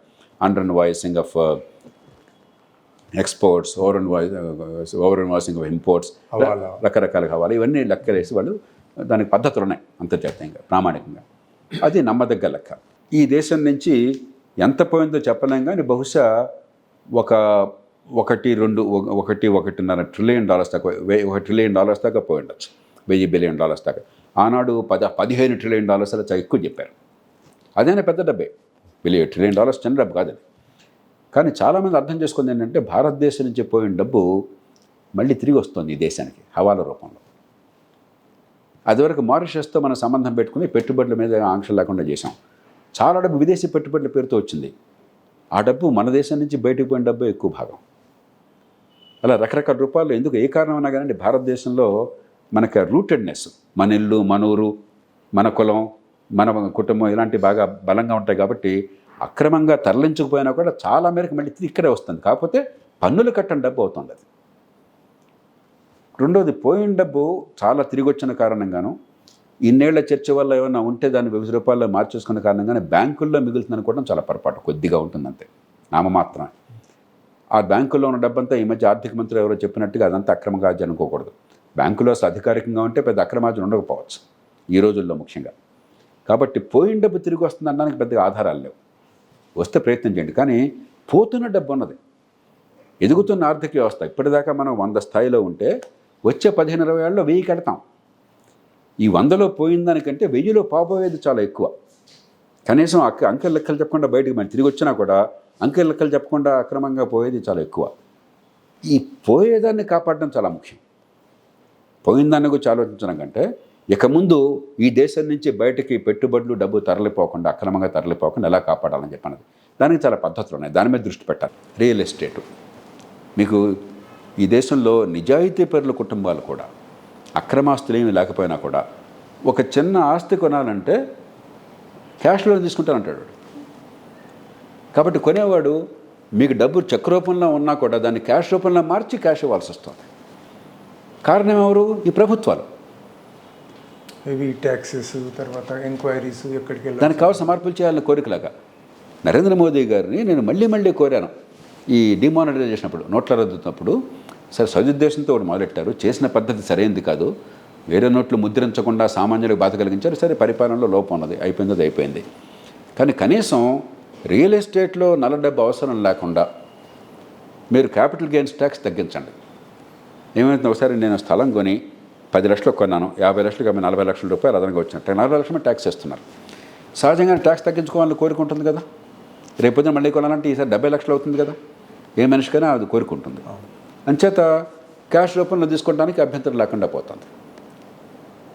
మీరు ఆ క్యాపిటల్ గెయిన్స్ ట్యాక్స్ రేట్ తగ్గించారనుకోండి, అలాగే కొనేవాడికి ఏమవుతుంది, మీకు స్టాంప్ డ్యూటీని రిజిస్ట్రేషన్ ఫీ పెడుతున్నారు. స్టాంప్ డ్యూటీ ఎప్పుడైతే మరి ఇంత శాతం అని పెట్టారో రేట్ ఎక్కువ చూపెడితే మరి అసలు ఆ స్థలం కొనుక్కోవడానికి బోర్డంత ఖర్చు, జీవితం అంతా పొద్దు చేస్తే కావట్లేదు. దాని మీద లక్షలు ఈ స్టాంప్ డ్యూటీ ఇవ్వాలని చెప్పంటే తగ్గించుకుందాలని మనసులో ఎవరికైనా ఉంటుంది. స్టాంప్ డ్యూటీ తగ్గించండి. ప్రభుత్వానికి పన్నుల ఆదాయం తగ్గకుండా మార్కెట్ వాల్యూ ఇప్పుడు ఇవాళ ఏమవుతుంది, మార్కెట్లో 100 రూపాయలు అంటే 30-40 చూపెడుతున్నారు. హైదరాబాద్లో మార్కెట్లో 100 అంటే 30-40 మీకు ఎంత చాలా చోట్ల. 100 కరెక్ట్గా 100 చూపెట్టలేదు, మార్కెట్ రేట్ రోజు మారుతుంటుంది. 100 80-85 వచ్చేసేయండి. ఏమవుతుంది అప్పుడు? ప్రభుత్వానికి ఆదాయం తగ్గదు, పన్నుల ఆదాయం తగ్గదు, ప్రజలకు పన్నుల భారం పెరగదు, నల్లధనము కానీ క్యాష్ అవసరం ఉండదు, నల్ల డబ్బు అవసరం ఉండదు. ఎవరికి నొప్పి లేదు. నిజంగా మీకు మనసు అంటూ ఉంటే నల్ల డబ్బు లేకుండా చేయాలంటే ఇంతకంటే నొప్పి లేని మార్గాన్ని నాకు చూపెట్టండి. ఎందుకు చేయటం లేదు? నాలాంటి వాళ్ళు ఎన్నోసార్లు మొరబెట్టుకున్నాం. రాజకీయ నాయకులు సగం మంది రియల్ ఎస్టేట్ మీదనే బతుకుతూ ఉన్నారు. వాళ్ళు కూర్చున్న కొమ్మని వాళ్ళు ఎట్లా. కాబట్టి నిజంగా చిత్తశుద్ధి ఉంటే ఈ పని చేద్దాం. మూడోది రాజకీయం. ఇందాక అనుకున్నాం, నల్ల డబ్బు అవసరం ఎక్కడుంది ప్రధానంగాను? ఎవరికన్నా ఫోన్ చేసి 1000 కోట్లు కావాలయా అనేది ఎవరు అడుగుతారు? రాజకీయంలో ఎలక్షన్ టైంలో అడుగుతారు. ఆ డబ్బును వాడి దగ్గర వాడు 1000 కోట్లు నానాదంటాలు బట్టి 1000 కోట్లు తీసుకొచ్చిస్తాడు. 1000 కోట్లు ఇచ్చాడు కాబట్టి రేపొద్దున వాడు అడిగినా వాడికి ఇస్తాం. క్రోనీ క్యాపిటలిజం అంటున్నాం. కొంతమందికి ముఖ్యమంత్రులతో అగ్రనాయకులతో బోడంత సత్సంబంధాలు ఉంటే వాళ్ళు ఎప్పుడు ఆ రూమ్కి వెళ్ళిపోవచ్చు. వాళ్ళు ఏం జరిగితే జరుగుతుంది. ఎందుకని అడిగితే టకమని 100 కోట్లు 1000 కోట్లు తీసుకొచ్చి ఇస్తున్నారు. నల్ల డబ్బే అది. ఎన్నికలు మార్చండి. ఈ మూటిని మారిస్తే ఈ మొత్తం పోతుంది. అది మాట్లాడకుండా మళ్ళీ రాజకీయ అస్త్రంగా వాడుకుంటున్నాం. ఆనాడు కాంగ్రెస్ని కొట్టడానికి రాజకీయ అస్త్రంగా వాడుకున్నారు. అలా కాంగ్రెస్ వాళ్ళు ఇంకోళ్ళు కొట్టడానికి వాళ్ళు ఇంకో అస్త్రాన్ని వాడుకుంటారు. ఈ రకంగా తప్ప నిజంగా వ్యవస్థలో ఉన్న అరిష్టాలను అరికట్టాలి అని కోరుకుంటే ఇప్పుడు మనం చెప్పిన దానిలో గొప్ప విషయాలు ఏం లేవు. అపారమైన మేధాశక్తిగా నోబెల్ ప్రైజ్ అక్కర్లా, మీకు గొప్ప శాస్త్రజ్ఞులు అనక్కర్లా. విషయం సరిగ్గా అర్థమైతే ఇంగిత జ్ఞానంతో ఎలా సర్దాలని చెప్పన్నది మనకు కొంత అవగాహన ఉంటుంది. నిపుణులతో కూర్చుంటే తేలిక పరిష్కారం వస్తుంది. దీనిలో ఏది చేయడం కష్టం? ఇప్పుడు ఈ రాజకీయ నాయకులు ఎలక్షన్ అప్పుడు ఎలక్షన్ మేనిఫెస్టో అని పెడతారు. మేము కొంచెం నిశ్చితంగా పరిశీలిస్తే ఎవ్వరు కూడా మేము పవర్లోకి వచ్చిన తర్వాత అవినీతిని తగ్గిస్తాము అన్నది ఎక్కడ లేదు. ఇది ఇస్తాము, అది ఇస్తాము, ఈ కులాల వారిగా బిల్డింగులు కట్టిస్తాము, మతాల వారిగా కట్టిస్తాము, ఇదే చెప్తున్నారు. కానీ మేము అవినీతిని తగ్గిస్తామన్నమాట మాట్లాడు. అంటే ప్రజలకు అవినీతి గురించి ఒక పెద్ద ఎలక్షన్ ఇష్యూ కావడం లేదు, కానీ నేషన్ సఫర్ అవుతున్నది. దాన్ని మరి ఎట్లా చేయాలన్నదే. అంటే ప్రజలకు ఏమైందంటే, మీరు చాలా కీలకమైన అంశం తీసుకొచ్చారు. అవినీతిని గురించి మీరు నేను మాట్లాడుతున్నా కానీ సామాన్య ప్రజలు ఎక్కువ మాట్లాడుకోవట్లా. నాకు అర్థమైనంత వరకు చాలామంది సామాన్య ప్రజలు ఏమనుకుంటారంటే 10 రూపాయలు తిన్నా పర్లేదండి, పని జరిగిపోతే చాలా. డబ్బు తిని కూడా పని కావట్లేదని బాధ ఉంది. చాలా చోట్ల అసలు పని కాకపోయినా డబ్బులు తీసుకుంటున్నారు, పని చేయట్లా, వేధిస్తున్నారు. ధర్మాత్ముడు ఎవరు అంటే డబ్బులు తీసుకుని పనిచేసేవాడు ధర్మాత్ముడు. కాబట్టి అవినీతిని ఖచ్చితంగా తగ్గించాలి. కానీ ముందు అంతకంటే ముఖ్యంగా ప్రజలకు అందాల్సిన సేవలు సమర్థంగా సకాలంలో ఏర్పాటు చేస్తే అప్పుడు అవినీతిని గురించి ప్రజల్లో ఆలోచన వస్తుంది. అంతేగాని అసలు ఆ సేవలు అందించి ఏర్పాటు చేయకుండా అవినీతిని తగ్గిస్తారంటే ప్రజలు కూడా పట్టించుకోరు. తాత్కాలికంగా ఉద్రేకం ఉండొచ్చు, కానీ అంచేత మనం అసలు ముందు ప్రజలకు అందాల్సిన అంతోనే లేదా, అది పరిపాలన యంత్రాంగం బాధ్యత. అక్కడ అసలు మన ప్రభుత్వాలు అంతసేపు రాజకీయం మీద దృష్టి పెడుతున్నాం, కానీ 2 కోట్ల ప్రభుత్వ యంత్రాంగం ఉంది ఈ దేశంలో. రాష్ట్రాలు కానీ, జాతీయ స్థాయి కానీ, ప్రభుత్వ రంగ సంస్థలు కానీ 2 కోట్ల మందికి పైగా ప్రభుత్వంలో పనిచేస్తున్నారు. వాళ్ళంతా మన సమాజం నుంచి, మన కుటుంబాల నుంచి వచ్చిన వాళ్ళే, మన ప్రజలే, మన పౌరులే. కానీ ఒకసారి ప్రభుత్వంలో కూర్చోగానే వాడు పైవాడు, మన కింద వాళ్ళం. ఈ వలస పాలన ధోరణి ఇటు ప్రజల మనసుల్లోనూ అటు ఉద్యోగుల మనసుల్లో ఉంది. చివరికి ఎన్నికైన వాళ్ళకు కూడా ప్రభుత్వ యంత్రాంగం అంటే భయం, వీళ్ళతో కూడా పెట్టుకుంటే ఏమైపోతుందో అని చెప్పారు. కాబట్టి ఈ యంత్రాంగాన్ని బాగు చేయటం ఎట్లాగా, సమర్థ సేవల నుంచి ఏర్పాటు చేయటం ఎట్లాగా, జవాబుదారితనం ఎట్లాగా, అన్నింటినీ మించి అధికారాన్ని మన ఊళ్ళో, మన పట్టణంలో, మనకు దగ్గరగా చేరువుగా పెట్టినట్టయితే చాలా మేరకు మన అదుపులోకి వస్తారు. వికేంద్రీకరణ మీకు గుర్తుందో లేదో, 1960ల దాకా ఆంధ్రప్రదేశ్లో, ఉమ్మడి ఆంధ్రప్రదేశ్లో ఆనాడు పంచాయతీ సమితి పాఠశాలలేమో, పంచాయతీ సమితి ఏమో మీకు ప్రాథమిక పాఠశాల నడిపేది, జిల్లా పరిషత్ ఏమో హై స్కూల్ నడిపేది. నేను అలాంటి పంచాయతీ సమితి పాఠశాలలో, జిల్లా పరిషత్ స్కూల్లో చదువుకున్నాను. ఆ పంచాయతీ సమితి నాయకత్వము, జిల్లా పరిషత్ నాయకత్వము, గ్రామ నాయకత్వము ఆ పాఠశాలని చాలా పట్టించుకునేది. మన పిల్లలు అక్కడికి వెళుతున్నారని చెప్పాను. అద్భుతంగా ఉన్నది విద్య. ఆనాడు స్కూల్ బిల్డింగ్లు లేవు, పూరిపాకలు ఉండేవి, వర్షం కురిస్తే నీళ్లు కలిసిపోయేది. అధ్యాపకులు జీతభత్యాలు పెద్దగా ఉండేవి కదా, ఆ రోజులు ఏం జీతాలు ఉండేవి, చాలా తక్కువ. అవి అంత ఉన్నా కూడా చదువు బాగా వచ్చింది. మనందరం అలా నేర్చుకున్నవాళ్ళ. ఎందుకని అధికారాన్ని ఎప్పుడైతే సమాజాన్ని దగ్గరగా పెట్టారో మన పిల్లలు బాగుపడతారు, బాగా జరిగితే అని చెప్పిన భావన ఎప్పుడైతే ఉందో సమాజం మొత్తం దాన్ని పోషించుకుందే బాగా నడిపించింది. బ్రహ్మానంద రెడ్డి గారి ప్రభుత్వంలో అనుకుంటాను ప్రొవిన్షియలైజ్ చేశారు. ఈ ఉద్యోగుల జీతభత్యాలని రాష్ట్రం నుంచి ప్రత్యక్షంగా ఇచ్చే ఏర్పాటు చేసి జిల్లా పరిషత్తు, పంచాయతీ సమితి వాళ్ళ ప్రమేయాన్ని తీసిపారేశారు. అప్పటి నుంచే ఈ స్కూల్ దిగజాటం ప్రారంభమైంది. పిహెచ్సిలు, ఆ రోజుల్లో పిహెచ్సి పంచాయతీ సమితి చేతుల్లో ఉండేది. కాబట్టి డాక్టర్ వస్తున్నాడా లేదా, వస్తే మన ప్రజలకు సేవలు అందిస్తున్నాడు లేదా, అందుబాటులో ఉంటుంది. ఉన్నంతలోనే ఆ రోజుల్లో ఉన్న అవకాశాలు తక్కువ, మరి ఉన్న వైద్యం మరి ప్రభుత్వానికి ఉన్నటువంటి శక్తి తక్కువ. మనందరికీ ఒక్క మసూచకం స్మాల్ పాక్స్ తప్ప ఇంకో టేక్ కూడా వచ్చిన గుర్తులేదు నాకు ఉన్నంతలో. కానీ ఉన్నంతలో కూడా సరిగ్గా జరుగుతుందో లేదని పట్టించిన ఆలనా పాలన ఉండేది. దాన్ని పూర్తిగా తీసిపారేసి స్థానిక ప్రభుత్వం నిమిత్తం లేకుండా ఇప్పుడు హైదరాబాద్లో, మహానగరాల్లో పెట్టి పారేశారు. దేవుడి గారికి ఏం జరుగుతుందో అప్పటి నుంచి ప్రతిరోజు ప్రభుత్వాలు చెప్తుంటాయి, డాక్టర్ని వేస్తే వెళ్ళటం లేదు, నర్సులను వేస్తే వెళ్ళటం లేదు, వాళ్ళు పని చేయట్లేదు, మమ్మల్ని ఏం చేయమంటారు? మీ దగ్గర పెట్టుకోమని ఎవడన్నాడయ్యా? ఆ స్థానికమైన కమ్యూనిటీకి ఇచ్చేయండి, అధికారం ఆ పంచాయతీకి ఇచ్చేయండి, ఆ మున్సిపాలిటీకి ఇచ్చేయండి, మంచి చోట జనం చూసుకుంటారు అక్కడ. ఇప్పుడు కూడా ఆ మాట మాట్లాడాం, మన దగ్గర పెట్టు కూర్చున్నాం. ఎప్పుడైతే అధికారాన్ని జనం దగ్గరికి ఇచ్చేసి జవాబుదారీ కోసం ఏర్పాట్లు చేస్తారో అధికార యంత్రాంగం మన ప్రజలనే ఉద్దేశంతో పనిచేస్తుంది. చేయకపోతే వాళ్ళు మందలిస్తారు. మన దేశంలో ఉన్నంత కేంద్రీకరణ ప్రపంచంలో ఏ దేశంలో లేదు, చైనాలో కూడా లేదు. ఒక నియంతృత్వ దేశం అయినా కూడా చైనాలో ఏ ఊళ్ళో ఆ ఊళ్ళో పని జరిగిపోతాయి. పాకిస్తాన్ మనతో పోలిస్తే ఏ రకంగానూ కూడా మనతో పాటు వచ్చిన దేశమైనా కూడా ఎంత అధ్వానంగా ఉందో మనకు తెలుసు. మనకంటే అధికార వికేంద్రం ఇక్కడ ఉంది. బంగ్లాదేశ్ సిలోన్ చాలా బాగుంది. సిలోన్ మొన్న కొద్దిగా దెబ్బతింది. మనది ఆర్థికంగా దెబ్బతిన్నారు, కానీ మీరు విద్య కానీ ఆరోగ్యం కానీ నాగరికత కానీ మనకంటే చాలా ఎక్కువ ఉన్నాయి. మరి ఈ దేశంలో ప్రధానమంత్రి ముఖ్యమంత్రి తప్ప మిగతా వాళ్ళందరినీ కూడా పనికిరాని వాళ్ళుగా తయారు చేశాం. మనం వ్యవస్థ మొత్తాన్ని కొల్లబొడి చేశాం. అధికార వికేంద్రీకరణ చేయకుండా ఒక ప్రధానమంత్రి హీరో, ముఖ్యమంత్రి హీరో, మిగతా వాళ్ళందరూ జీరోలు అంటే దేశం మొత్తం జీరో అవుతుంది. ఏమాత్రం అనమాట. ఈ సందర్భంలో ఇప్పుడు రాజ్యాంగంలో గ్రామ సభలని క్లియర్గా పెట్టినారు సార్. గ్రామ సభలో ఆ గ్రామంలో ఉన్న ఓటర్స్ అంతా మెంబర్స్ వాళ్ళు అక్కడ కూర్చొని వాళ్ళకి ఏం కావాలని నిర్ణయిస్తారు. అట్లాగే 8th షెడ్యూల్లో కూడా 9th షెడ్యూల్లో కూడా గ్రామాల లోపల, మున్సిపాలిటీ లోపల వాళ్ళు ఏమేమి చేయాలి ఆ పనులన్నీ చెప్పినారు. ప్రభుత్వం చేయాల్సింది ఏంటంటే వాళ్ళకి కావాల్సిన నిధులు ఇవ్వాలి. వాళ్ళ నిధులు వాళ్ళు కాగా సప్లిమెంటల్గా నిధులు ఇవ్వాలి. ఇప్పుడు ఏం చేస్తున్నారు? ఇప్పుడు గ్రామాల లోపల అధికారాలు మొత్తం ఇచ్చేసేసినారు, ఫండ్స్ ఏమి ఇవ్వడం లేదు. కానీ గ్రామాభివృద్ధి అని చెప్పేసి మంత్రులు పోయి కొన్ని ఫొటోస్ దిగి ఆ మోర్లలో కొంచెం అంతా క్లీన్ చేయడం ఈ మాదిరిగా చేస్తుంది. ఇంకొక డేంజరస్ థింగ్ ఇక్కడ ఈ మన తెలంగాణలో ఏమైందంటే సార్, 1994లో చక్కటి పంచాయతీరాజ్ యాక్ట్ ఉండే, దాన్ని తీసేసి మొన్న కొత్త యాక్ట్ తీసుకొచ్చినారు. దాంట్లో కలెక్టర్లకు సర్పంచులను సస్పెండ్ చేసే అధికారం. అంటే ఎక్కడైతే డబ్బు దుర్వినియోగం అవుతుందో అక్కడ సస్పెండ్ చేస్తే తప్పులేదు, కానీ మొక్కలు నాటండి, మొక్కలు చచ్చిపోతే సర్పంచులు సస్పెండ్, ఇలా రాజకీయంగా వాళ్ళ మీద ప్రెషర్ పెడతా ఉన్నారు. సో ఈ సర్పంచులు తట్టుకోలేక సప్పో చేసి పనులు చేస్తున్నారు, డబ్బులు లేవు. అక్కడక్కడ ఆత్మహత్యలు కూడా చేసుకున్న మీ దృష్టికి వచ్చి ఉంటుంది. సర్పంచులు చాలా ఇబ్బందిలో ఉన్నారనమాట. సో పల్లె ప్రగతి అని ఒకటి ప్రోగ్రాం పెట్టేసి పల్లెలకు పోయినాము అని 4 ఫొటోస్ తీసుకుంటే అది ప్రజలను వంచినట్టే. కరెక్ట్ చెప్పారు. ఇప్పుడు గ్రామ సర్పంచ్నో లేకపోతే మున్సిపల్ చైర్మన్నో ఒక బంట్రోతులాగానో లేకపోతే మీ ఆధీనంలో ఉన్న మనిషిలాగానో చూస్తే అది స్థానిక ప్రభుత్వాలు ఎట్లా అవుతాయి? ఒకప్పుడు మన తెలుగునాటే మరి ఒక ప్రకాశం పంతులు గారు రాజమండ్రి మున్సిపల్ చైర్మన్, తమిళనాడులో రాజగోపాలాచారి గారు సేలం మున్సిపల్ చైర్మన్, ఉత్తరాదిన Sardar Patel Ahmedabad municipal chairman, Nehru Allahabad municipal chairman, Chittaranjan Das ఆయన తర్వాత సుభాష్ చంద్రబోస్ కోల్కత్తా నగర మేయర్లు. అందరూ అక్కడి నుంచి వచ్చిన వాళ్ళు. నాయకత్వం రావాలి. మీ ప్రభుత్వం ఎలా చాలేస్తున్నారు వాళ్ళంతా హుందాతనంతో, గౌరవంతో, సంతోషంగా ప్రభుత్వం నిర్వహించాలి, అనుభవం పొందాలి, ప్రజలకు సేవలు అందించాలి. ఆ రకమైన ఏర్పాట్లు కావాలి. కానీ మేము ఆర్డర్స్ ఇస్తే నువ్వు చేసేవాడు అయితే మరి ఢిల్లీ ఆర్డర్స్ ఇస్తే మీరు చేయండి. అయితే ప్రతిరోజును ప్రధానమంత్రి గారు చెప్తారు పొద్దున్నే సాయంత్రం నువ్వు పని చేయాలి, నీకు నీ టైం టేబుల్ ఇస్తానని చెప్పని. ఎట్లా అవుతుంది? అది ఉత్సవ విగ్రహాలుగా మార్చేసాం. మీరు అన్నారు 11, 12 షెడ్యూల్ అని చెప్పని.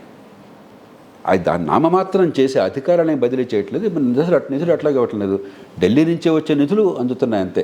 10వ ఆర్థిక సంఘం నుంచి కొంత డబ్బు. అది కూడా కొన్ని సందర్భాల్లో ప్రభుత్వాలు రాష్ట్రంలో కలిపేసుకుంటున్నాయి. కలిపేసుకుని మేము ఖర్చు పెడతామని చెప్పి వాళ్ళు నిర్ణయం చేసి ఖర్చు చేసేస్తున్నారు, పూర్తిగా రాజ్యాంగ స్ఫూర్తికి విరుద్ధంగా. దాంతో ఏమవుతుంది? ప్రజలకు కూడా అసలు మన పనులు మన దగ్గర జరుగుతుందన్న అర్థం కాక హైదరాబాదే లేకపోతే ఎమ్మెల్యే రాజు అయిపోయాడు. నేను శాసనసభ్యుడిగా ఉండగా ఒక ప్రిన్సిపల్గా నేను కార్పొరేషన్ సమావేశాలకు వెళ్ళేవాడిని కాదు. నేను ఎప్పుడు నమ్మేవాడిని అసలు ఎమ్మెల్యే ఎందుకు స్థానిక ప్రభుత్వాలు జోక్యం చేసుకోవటం, వాళ్ళని చేసుకోనివ్వండి, వాళ్ళు ఏమైనా అవసరం ఉంటే మీ దగ్గరకు వస్తారు, మీరు సాయం చేయొచ్చు కానీ అని చెప్పాను. నేను ఎందుకు ఏనాడు మున్సిపల్ కార్పొరేషన్ సమావేశాలకు వెళ్ళా. మేయర్ గారు చాలాసార్లు ఫోన్లు చేస్తారు, మీరు వస్తే నిండుగా ఉంటుంది, మీకు స్థానిక ప్రభుత్వం నమ్మకం ఉంది రండి అని చెప్పండి. నేను చెప్పాను నేను సిద్ధాంతాన్ని నమ్మిన వాడిని. శాసనసభ్యుడు కూర్చున్నట్టయితే అక్కడ మీ మాట నెగ్గదు. మన దేశంలో ఉన్న పరిస్థితుల్లో కార్పొరేటర్ల మాట నెగ్గదు.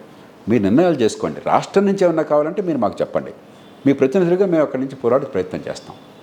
అంతే తప్ప మేము కూర్చుని చేస్తే పెత్తనం అంతా మనం ఉన్న పరిస్థితుల్లో ఎమ్మెల్యే చేతుల్లో ఉంటుంది. అది సరైనది కాదని చెప్పి నేను ఎప్పుడు దూరంగా ఉండేవాడిని. ఈవేళ గ్రామసభ పేరుకున్నా లేకపోతే ప్రభుత్వం ఇంకో కార్యక్రమం పెట్టినా మున్సిపాలిటీ నడిచినా కూడా ఎమ్మెల్యే గారి పెత్తనం లేకుండా, ఆయన ఆశీస్సులు లేకుండా, ఆయన ఆదేశం లేకుండా చీమ చుట్టుకుమనేది లేదు అక్కడ. కాబట్టి రాజ్యం ఎమ్మెల్యేలది. గ్రామ సభలు, మున్సిపాలిటీలు కేవలం ఉత్సవ విగ్రహాలు. హైదరాబాద్ నగరంలో ఒకప్పుడు ప్రత్యక్ష ఎన్నికల్లో దేశంలో అతిపెద్ద ఎన్నిక హైదరాబాద్ నగరంలో ఎన్నిక. ప్రత్యక్షంగా మేయర్ని అనుకున్నాం. మొత్తం నగరంలో ఆనాడు ఉన్న 60-70 లక్షల మంది జనాభా, ఇవాళ కోటి 1.5 కార్పొరేషన్ మొత్తానికి అనుకున్నాం. అధికారం ఏం పెట్టాము, ప్రధానమంత్రి వస్తే ఒక కోట్ వేసుకుని ఎయిర్పోర్ట్లో నుంచోవచ్చు అంతే. ఉత్సవ విగ్రహం, ఏ రకమైన అధికారం లేదు. మీరు అట్లా కాకుండా బాధ్యత, అధికారము ఇవ్వండి. తప్పు చేస్తే మీరు అన్నట్టుగా మీ కలెక్టర్ మీద మరొకటి తప్పు చేస్తే దండించండి. రాజకీయ కారణాల వల్ల దండించి ఏర్పాటు చేస్తే ఎన్నికైన ప్రభుత్వం ఎందుకు? ఢిల్లీలో కూర్చున్నాడు రోజు మీ ఎమ్మెల్యేలని, మీ మంత్రులు తీసిపారేస్తానంటే నడుస్తుంది ఆ పరిపాలన. నేను కలెక్టర్గా ఉండగా ఈస్ట్ గోదావరిలో కొత్తపేటలో ఒక గ్రామం, పెద్ద గ్రామం, అది ప్రసిద్ధమైన గ్రామం జిల్లాలో. ఆ సర్పంచ్ కాంగ్రెస్ అయినట్టు నాకు తెలియదు ఆ సంగతి. ప్రభుత్వం టీడీపీ. ఏదో చిన్న చిన్న కారణాలు చిలిగి ఏముంది, ఇప్పుడు ఏదో కారణం చూపెట్టాలంటే చాలా తేలిక. ఆ రిజిస్టర్ సరిగ్గా మెయింటైన్ చేయలేదు, ఆ రోజు అక్కడ సరిగ్గా సంతకం పెట్టేదో పెడతాం మనం. మీ మీద నా మీద రోజు తీసుకురావచ్చు. నేను చూస్తే దానిలో ఎక్కడొక్కడ అవినీతి కానీ లేదా ప్రజా సంక్షేమానికి దెబ్బ కొట్టింది కానీ లేదు, చాలా సాంకేతికమైన కారణాలు చూపెడుతున్నారు. నేను నవ్వేసి కొట్టిపారేశాను. నా మీద ఒత్తిళ్ళు, ఎమ్మెల్యేలు, మంత్రులు, ఏమయ్యా మీరంతా ఎన్నికైనారు, ఎన్నిక కాని ఒక అధికారి ఎన్నికైనటువంటి నాయకుడిని తీసిపారేమని మీరు నన్నే ప్రోత్సహిస్తే ఇంకా ప్రజాస్వామ్యం నడుస్తుందా? వాడు వేరే పార్టీ వాడు కావచ్చు, లేకపోతే మీకేమవుతుందని చెప్పని వాళ్ళు కొంచెం బుద్ధి చెప్తే అప్పుడు నోరు మూశారు. మనకి ఏదో రకంగా ఉన్న అధికారాలని రాజకీయ ప్రయోజనం కోసం వాడడమే తప్ప ప్రజాస్వామ్యాన్ని సాధకం చేద్దాం అనుకోలేదు. రేపొద్దున వీళ్ళకే నష్టం అవుతుంది. మీరు మీ వేళతో మీ కళ్ళు పొడుచుకుంటున్నారు. కాబట్టి స్థానిక ప్రభుత్వాలు కాగితం మీద తప్ప ఊరికే దాన్ని ఎలా రాజ్యాంగంలో అనవసరంగా ఎక్కువ రాసేసి ఎలా ఎన్నుకోవాలో పూర్తిగా మొత్తం అంతా రాష్ట్ర ప్రభుత్వాలు చేతులు కాళ్ళు బిగించేశారు. అధికారం మాత్రం నిర్వచించకుండా వదిలేశారు. రాష్ట్రాలు చచ్చినాయో అని భీష్మించి కూర్చున్నాయి. ఈ విషయంలో ఒక చిన్న ఇష్యూ సార్, హైదరాబాద్ నగరానికి సంబంధించింది. రాజ్యాంగంలో చెప్పినారు వార్డ్ కమిటీస్ ఉండాలని. ఎవరు ఉండాలా? దాంట్లో కూడా స్థానికంగా ఉన్న వాళ్ళు ఉండాలా, వార్డ్ కమిటీస్ పెట్టుకోవాలని. వాళ్ళు ఇప్పుడు హైదరాబాద్ నగరంలో 3 సంవత్సరాలు అవుతుంది ఆల్మోస్ట్ ఎలక్షన్స్ అయ్యి, ఇంతవరకు వార్డ్ కమిటీస్ పెట్టలేదు. ఒకవేళ వార్డ్ కమిటీస్ ఉన్నట్టయితే ఇవాళ హైదరాబాద్ నగరంలో ప్రజలకి ఇంత ఇబ్బంది ఉండేది కాదు. నేను ఎందుకు అంటున్నానంటే వాళ్ళు వాలంటీర్గా పనిచేసేది. మీకు ఎక్కడెక్కడ వాటర్ వస్తుంది, ఎక్కడ ప్రజలు ఇబ్బందిలో ఉన్నారు, అదంతా కూడా ముందుకొచ్చి వాళ్ళు చేసేవాళ్ళు. మీరు ఫుడ్ ప్యాకెట్స్ ఇస్తే సప్లై చేసేవాళ్ళు. ఇవన్నీ వాళ్ళను ప్రజలను పక్కన పెట్టి అధికారులే చేస్తున్నారు. వాళ్ళు పని పర్వాలేదు అనుకోండి, బట్ ప్రజల సహకారం లేకుండా ఉండటం వలన ఇవాళ హైదరాబాద్ నగరం లోపల ఈ పరిస్థితి 100% వాస్తవం. దేశంలోనే పరిస్థితి అట్లా ఉంటే దేశంలో మన తెలుగు రాష్ట్రాలు మరీ అధ్వాన్నంగా అనే విషయంలో. కర్ణాటకలో ఈ మధ్య ప్రయత్నం జరుగుతుంది వార్డు కమిటీల కోసం చెప్పాను. బెంగళూరు నగరంలో అన్ని పట్టణాల్లో కూడా. రాజ్యాంగం ఏం చెప్పింది? ఒక మున్సిపాలిటీ 3 లక్షల జనాభా దాటితే, 3 లక్షలు అప్పటికే పెద్ద సంఖ్య కాబట్టి, స్థానిక ప్రభుత్వం పేరుకున్న ప్రజలకు అందుబాటులో ఉండదు కాబట్టి మున్సిపాలిటీలో వార్డుల కమిటీలు ఏర్పాటు చేయండి అన్నారు. అంటే ఉద్దేశం ఏంటి? ఓ 30-40 జనాభాతో వార్డు కమిటీ ఉండాలని. మన వార్డు కమిటీ 2 చోట్ల బొంబాయిలో ఏం చేశారు, ఒకప్పుడు 15 లక్షల జనాభాకు వార్డు కమిటీ పెట్టారు. 15 లక్షల జనాభా అంటే రాజ్యాంగం చెప్పింది కాబట్టి కాగితం మీద నామమాత్రంగా పెట్టాక వాళ్ళకి ఎందుకో ఏంటో తెలియదు, ఇష్టోత్సవాలను పెడతారు. అలా కాకుండా నిజంగా ఓ 30-40 జనాభాకి 3-4 కాలనీలు వగైరా ప్రాంతం కలిపి మీలాంటి వాళ్ళు సమాజంలో అద్భుతమైన వ్యక్తులు ఇవాళ ఉన్నారు. ఈ దేశంలో ఏమీ ఆశించకుండా మంచి చేసేవాళ్ళు, పరిష్కారంలో భాగమయ్యేవాళ్ళు, వారందరినీ దానిలో భాగస్వాములను చేసి ఈ వనరులు ఇంత మొత్తం ఖర్చు పెట్టే డబ్బులు ఇంత వాటా మీ దగ్గర పెట్టేస్తున్నాం. మీ ప్రాంతంలో మ్యాన్ హోల్స్ కవర్స్ కావచ్చు, రోడ్డు ఏమన్నా మైనర్ రిపేర్స్ కావచ్చు, మంచినీళ్ళ సప్లై కావచ్చు, లేకపోతే మరొకటి కావచ్చు, అంతా మీరు ఏది ముఖ్యం మీరు నిర్ణయించుకోండి, మీరు చేసుకోండి అని చెప్పంటే ఎంత తృప్తి కలుగుతుంది? అప్పుడు 10 రూపాయలు అక్కడ ఉంటే ఇంకా చాలా అంటే 10 రూపాయలు జేబులో పెట్టి సంతోషంగా చేస్తారు. మన పని అనుకున్న తర్వాత, క్వాలిటీ నిజాయితీగా జరుగుతున్న తర్వాత, బాగా జరుగుతున్న నమ్మకం ఉన్న తర్వాత సమాజం ముందుకు వస్తుంది. ఇవాళ నగరాల్లో డబ్బులకు లోపం లేదు. నగరపాలక సంస్థకి పుష్కలంగా ఇప్పుడు ఎంతంత డబ్బులు ఇస్తున్నాం మనం ప్రాపర్టీ ట్యాక్స్లు. ఏం గొడవ పెట్టట్లేదు కదా. ఏమైనా జరుగుతున్న ఆస్తులు ఎందుకు పోయి అంతా కైంకర్యం అయిపోతుంది? దేవుడికి కరి తెలియదు. వర్షం వస్తే వరదలు వస్తుండే, 100 మిల్లీమీటర్ల వర్షం వస్తే వరదలు వచ్చేస్తుండే. ముఖ్యమంత్రి ఇంటి ముందున్నాం మనం, ఎక్కడ కూడా వరదలు వస్తుండే. ట్రాఫిక్ ఎంత అధ్వానంగా ఉంది. ఈవేళ ట్రాఫిక్ పొద్దున్నే బయటకు వెళ్తే చెప్పారు, మీరు ఎట్లా వచ్చారో నాకు తెలియదు. ఈవేళ ట్రాఫిక్ ఎంత అధ్వానంగా ఉంటుంది మనకి. మరి ఇంకెందుకు ఇన్ని వేల కోట్ల రూపాయలు ఖర్చు ఎందుకు ఇప్పుడు ఎందుకు కడుతున్నాం? ప్రజలకి ఈ మాత్రం చేస్తే ప్రజాస్వామ్యం నిలబడుతుంది. ఇప్పుడు ఇక్కడ మన అపార్ట్మెంట్ కాంప్లెక్స్ ఉన్నాం పద్మనాభ రెడ్డి గారు, నెలలా మనం ఫీ కడుతున్నాం, మెయింటెనెన్స్ ఫీ కడుతున్నాం. మేమందరం కలిసి మోహిత్ భల్లా గారిని ఎన్నుకున్నాం ఇక్కడ. అయ్యా అన్నీ మీరు బాగా చూస్తారు, మీ మీద నమ్మకం చూసుకుని ఆయన కూడా పాపం ముందుకు వచ్చి టైం ఇస్తున్నారు, బాగా చేస్తున్నారు. లిఫ్ట్ పని చేయలేదు అనుకోండి, నేను వెంటనే పోయి గొడవ పెడతాను. కింద పార్కింగ్ బాగాలేదు, మా పెద్దనాడు గారికి అసౌకర్యం కలిగింది అనుకోండి, ఏమండి పార్కింగ్ సరిగ్గా లేకపోతే మెయింటైన్ చేయలేదు, బోలు స్థలం ఉంది లేదా అని చెప్పి పోట్లాడతాను నేను. మంచినీళ్ళు రావట్లేదు అనుకోండి మన ఫ్లాట్కి, వెంటనే గొడవ పెట్టేస్తాం మనం. నాకు ఈ డబ్బులు ఎందుకు కడుతున్నాను, ఆయన ఎందుకోసం ఎన్నుకున్నాను, ఇది జరగకపోతే బాధ్యత అయింది, జరగకపోతే నష్టం నాకు అని అర్థమైతే అప్పుడు డెమోక్రసీ పనిచేస్తుంది, ఓటు సరిగ్గా వేస్తాను. అది లేకపోతే ఓటు డబ్బుల కోసం అమ్ముడుపోతాను, తాయిలాల కోసం ఓటు ఇచ్చేస్తాను. ఈ దేశంలో జరుగుతుంది అదే. అధికారాన్ని ప్రజల దగ్గరలో పెట్టి ప్రజల ఓటుకి జరిగే పనికి సంబంధాన్ని తగ్గొట్టడం వల్ల ప్రజాస్వామ్యాన్ని నామమాత్రం చేశాం.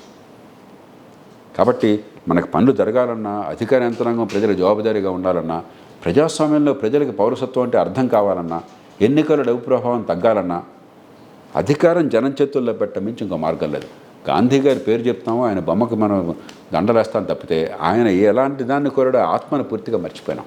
స్వరాజ్యం అంటే కొద్దిమంది పెద్దలు గద్దెనెక్కటం కాదు, సామాన్యుడికి తన జీవితం మీద అధికారం రావాలన్నాడు ఆయన. సామాన్యుడితో సంబంధం లేని రాజకీయం నడుపుతున్నాం మనం. కాబట్టి మూడవ అంచె ప్రభుత్వాలను ఎప్పుడైతే నిజంగా సరిగ్గా ఏర్పాటు చేస్తే నాకు మీకు భ్రమలం లేవు, వాళ్ళంతా గొప్పవాళ్ళని అంటలా. వాళ్ళు చెడ్డోళ్ళైనా కూడా ప్రజలు పట్టించుకుంటారు. తప్పు జరిగితే అక్కడ ఎక్స్పోజ్ అవుతారు, వాళ్ళు ఎక్స్పోజ్ అడుగుతారు, కరెక్ట్, బాగు చేసుకుంటారు, జనం నిలబడతారు. మీరు రాష్ట్రంలో దేశంలో జరిగితే అసలు మాట్లాడే శక్తి మీకు నాకు లేకపోతే సామాన్యుడికి ఎట్లా ఉంటుంది? కాబట్టి వాళ్ళు ఇప్పుడు ఆ ప్రజలే కదా మిమ్మల్ని ఎన్నుకున్నది. మిమ్మల్ని ఎన్నుకున్నప్పుడు గొప్ప వాళ్ళు అయితే స్థానికంగా ఎన్నుకుంటే చెడ్డవాళ్ళు ఎందుకు అవుతారు? ముఖ్యమంత్రిని ఎన్నుకుంటే చాలా గొప్పవాళ్ళ ప్రజలు, చాలా విజ్ఞులా?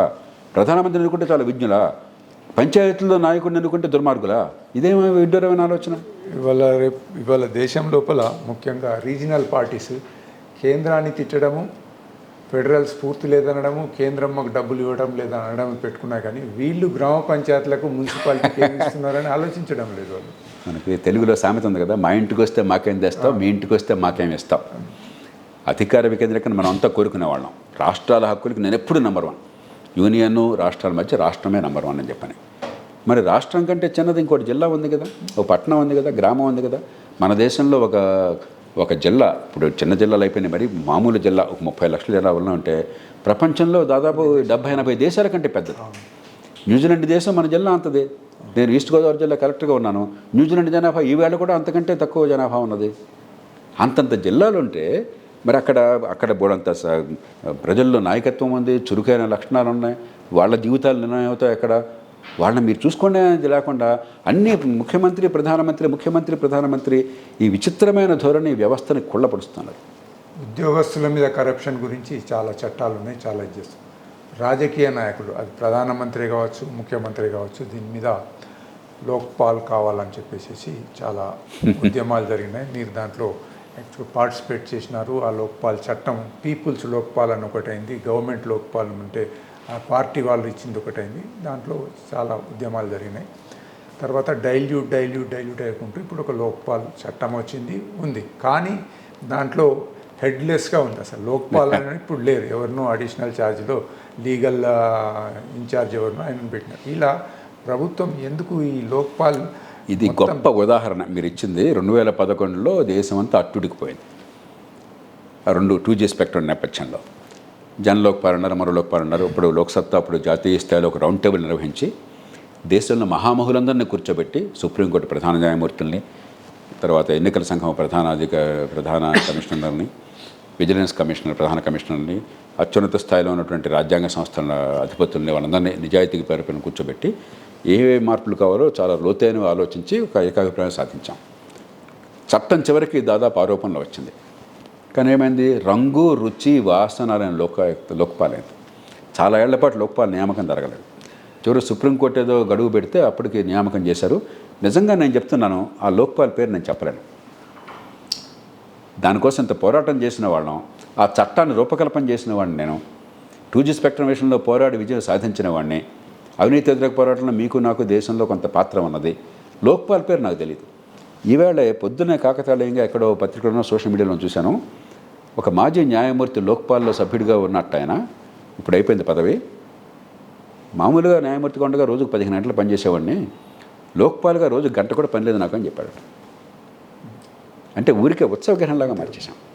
దాని మీద అంత రాద్ధాంతం చేశాం. మన దేశంలో నేను వినమ్రంగా పౌరులందరినీ కోరేది, మనం ఏదో చాలా రొమాంటిక్గా లోక్పాల కోసం ఉద్యమం చేశాం, మరో దానికోసం చేశామని ఎందుకు చేస్తున్నామో తెలియకుండా నినాదాలు ఇవ్వటము, రస్తారోకోలు చేయటము, అరుపులు, పెడబొబ్బలు, తిట్లు, శాపనార్థాలు.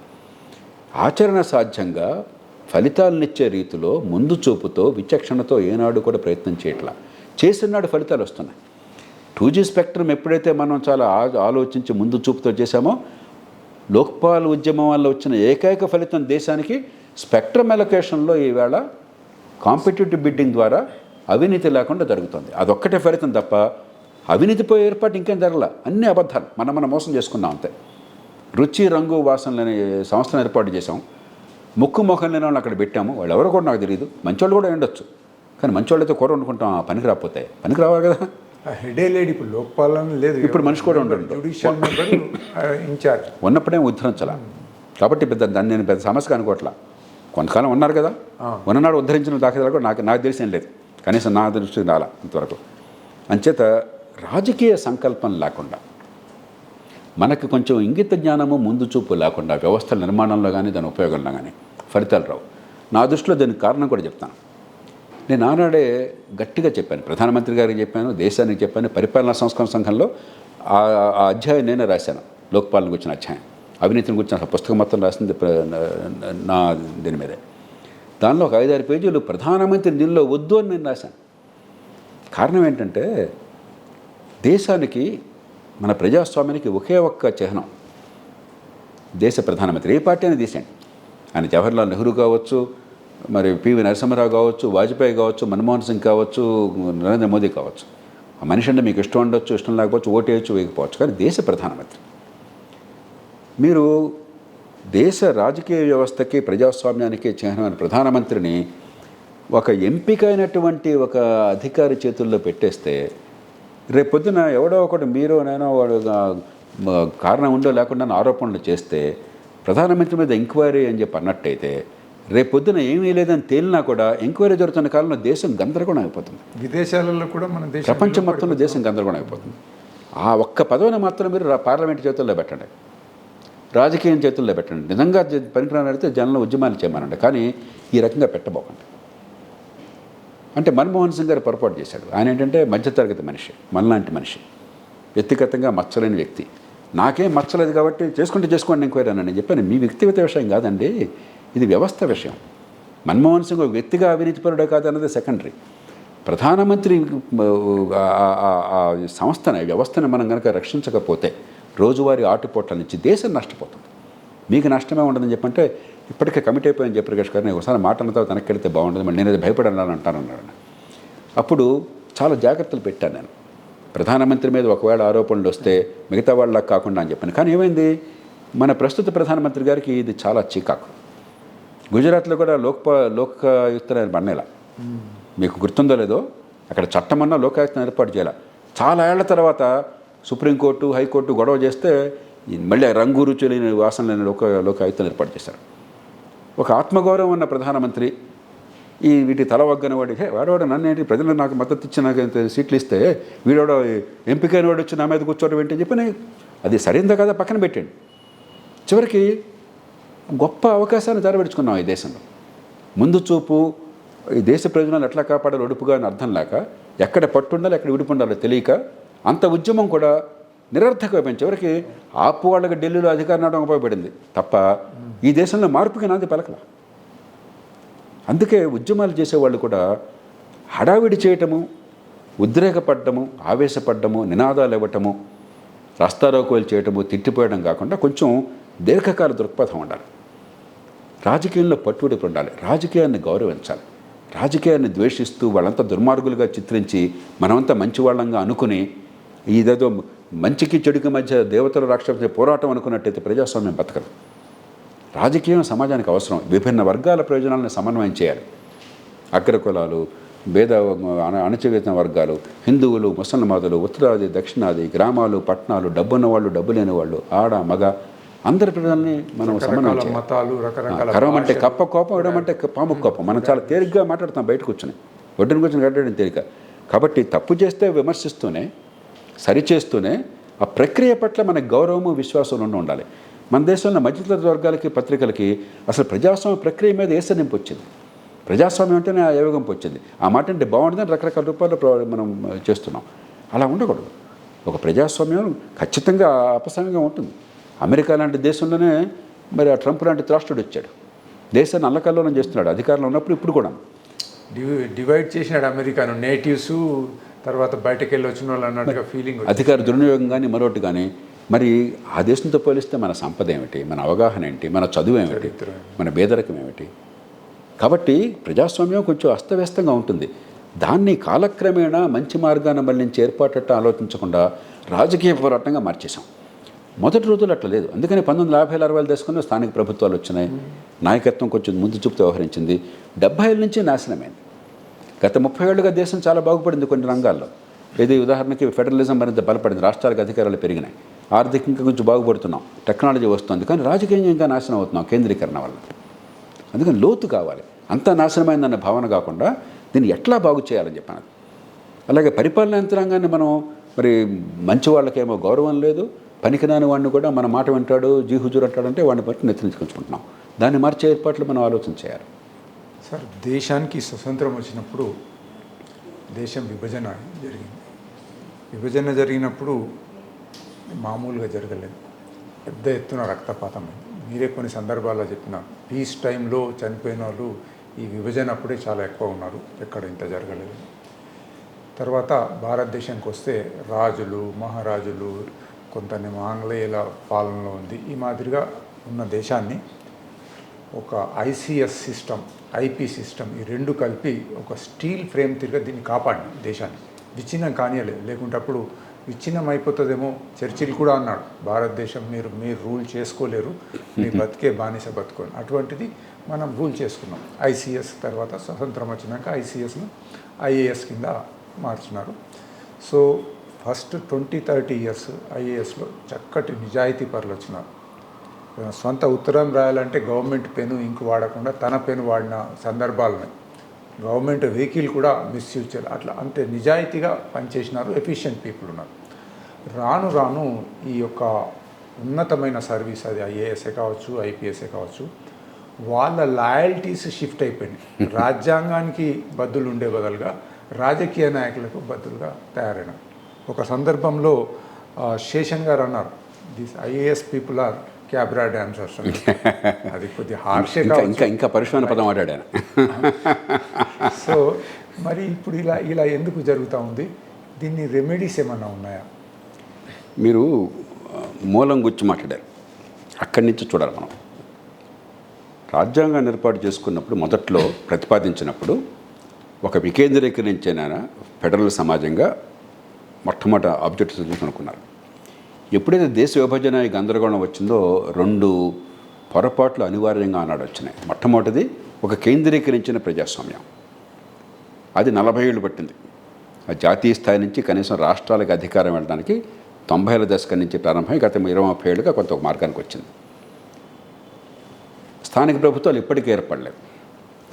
రెండోది, జవహర్లాల్ నెహ్రూ ఆయన అంతరంగం ఏమిటంటే ఆనాడు ఈ సివిల్ సర్వీసెస్ని ఒక ప్రజాస్వామ్య సమాజం, ఒక ఆధునిక భారతదేశం, స్వతంత్ర దేశం, దాని నిర్మాణానికి అనుగుణంగా మార్చుకోవాలని చెప్పాను.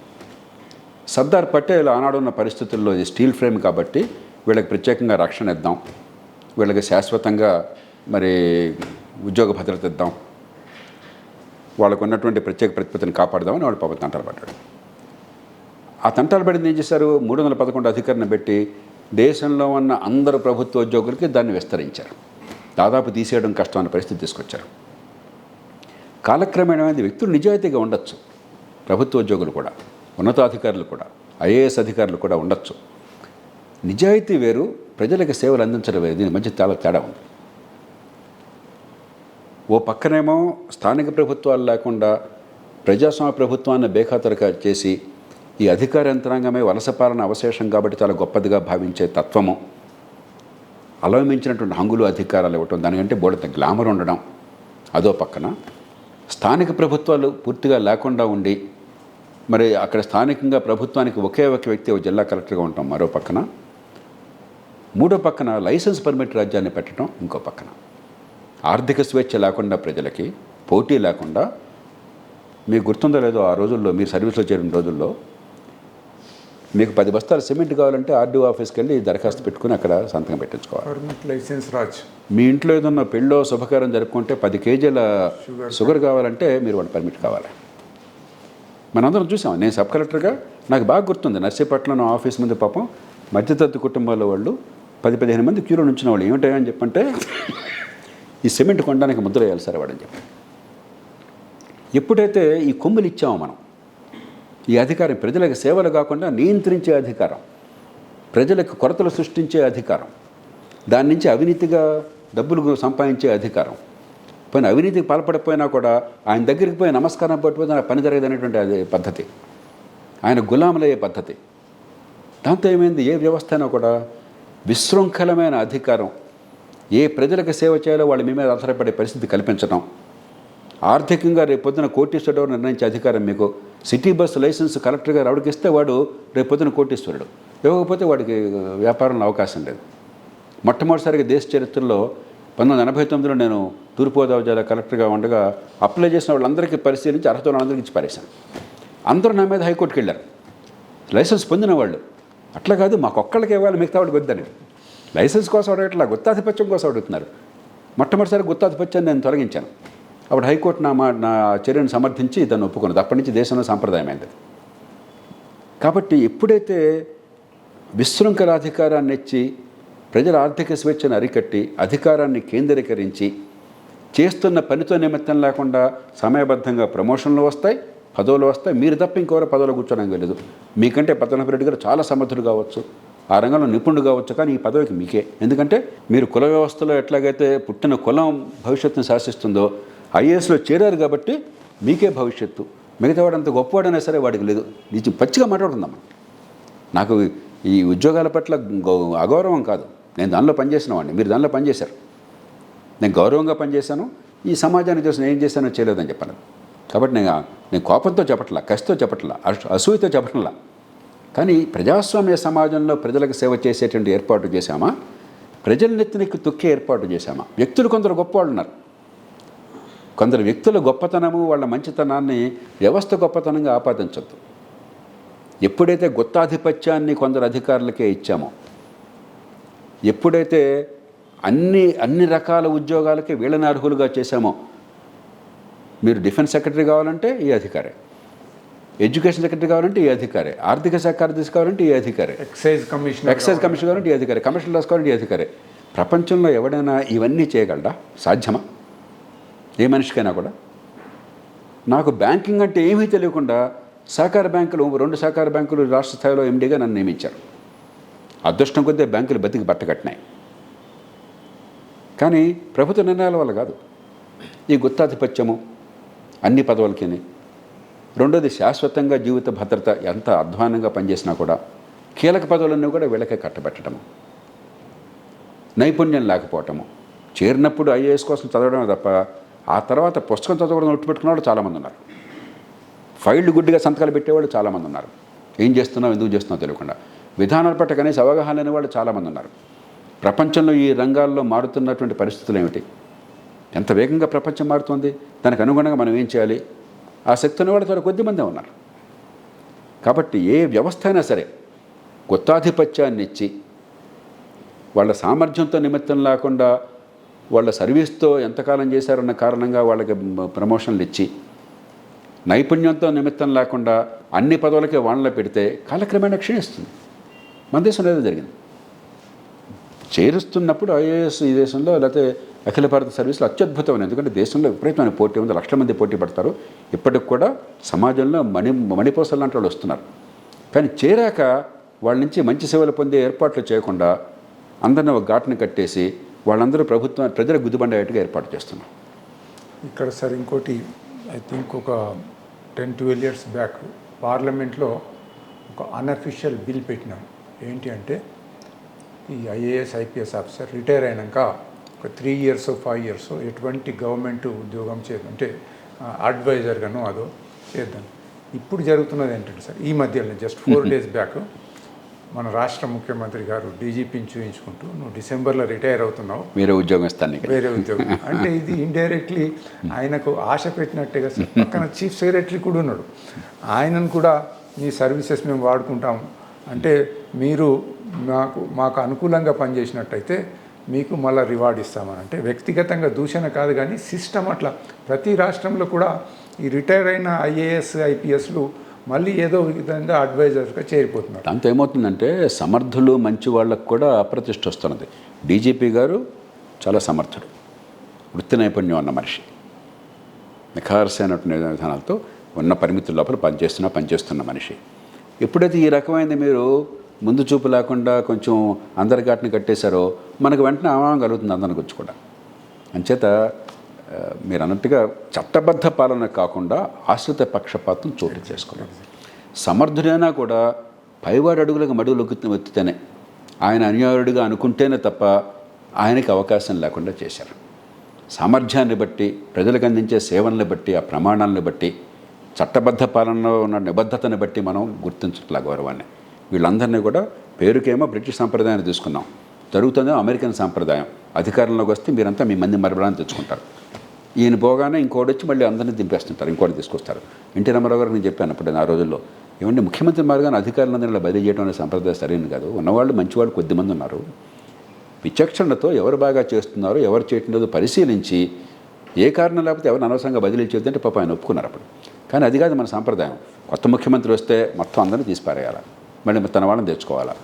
ఎంత మంచివాళ్ళైనా సరే చివరికి మంచివాళ్ళేమో కొద్దిమందే మిగులుతున్నారు, ఆ కొద్దిమందిని ఈ కారణంగా ఆ కారణంగా పోగొట్టుకుంటున్నాము. చివరికి చాలా సందర్భాల్లో మిగిలేది పైవారికి అడుగులకు మడుగులు వచ్చేవాళ్ళు. చివరికి పరిపాలన కుంటుపడుతోంది. రాజకీయంగా మీరు ఒక ఫ్యూడల్ ప్రభులాగా చలాయిస్తున్నారు దేశంలో పరిపాలనని. మీ మాట నెగ్గుతుందన్న సంతోషమే కానీ ప్రజలకే న్యాయం అందట్లేదు.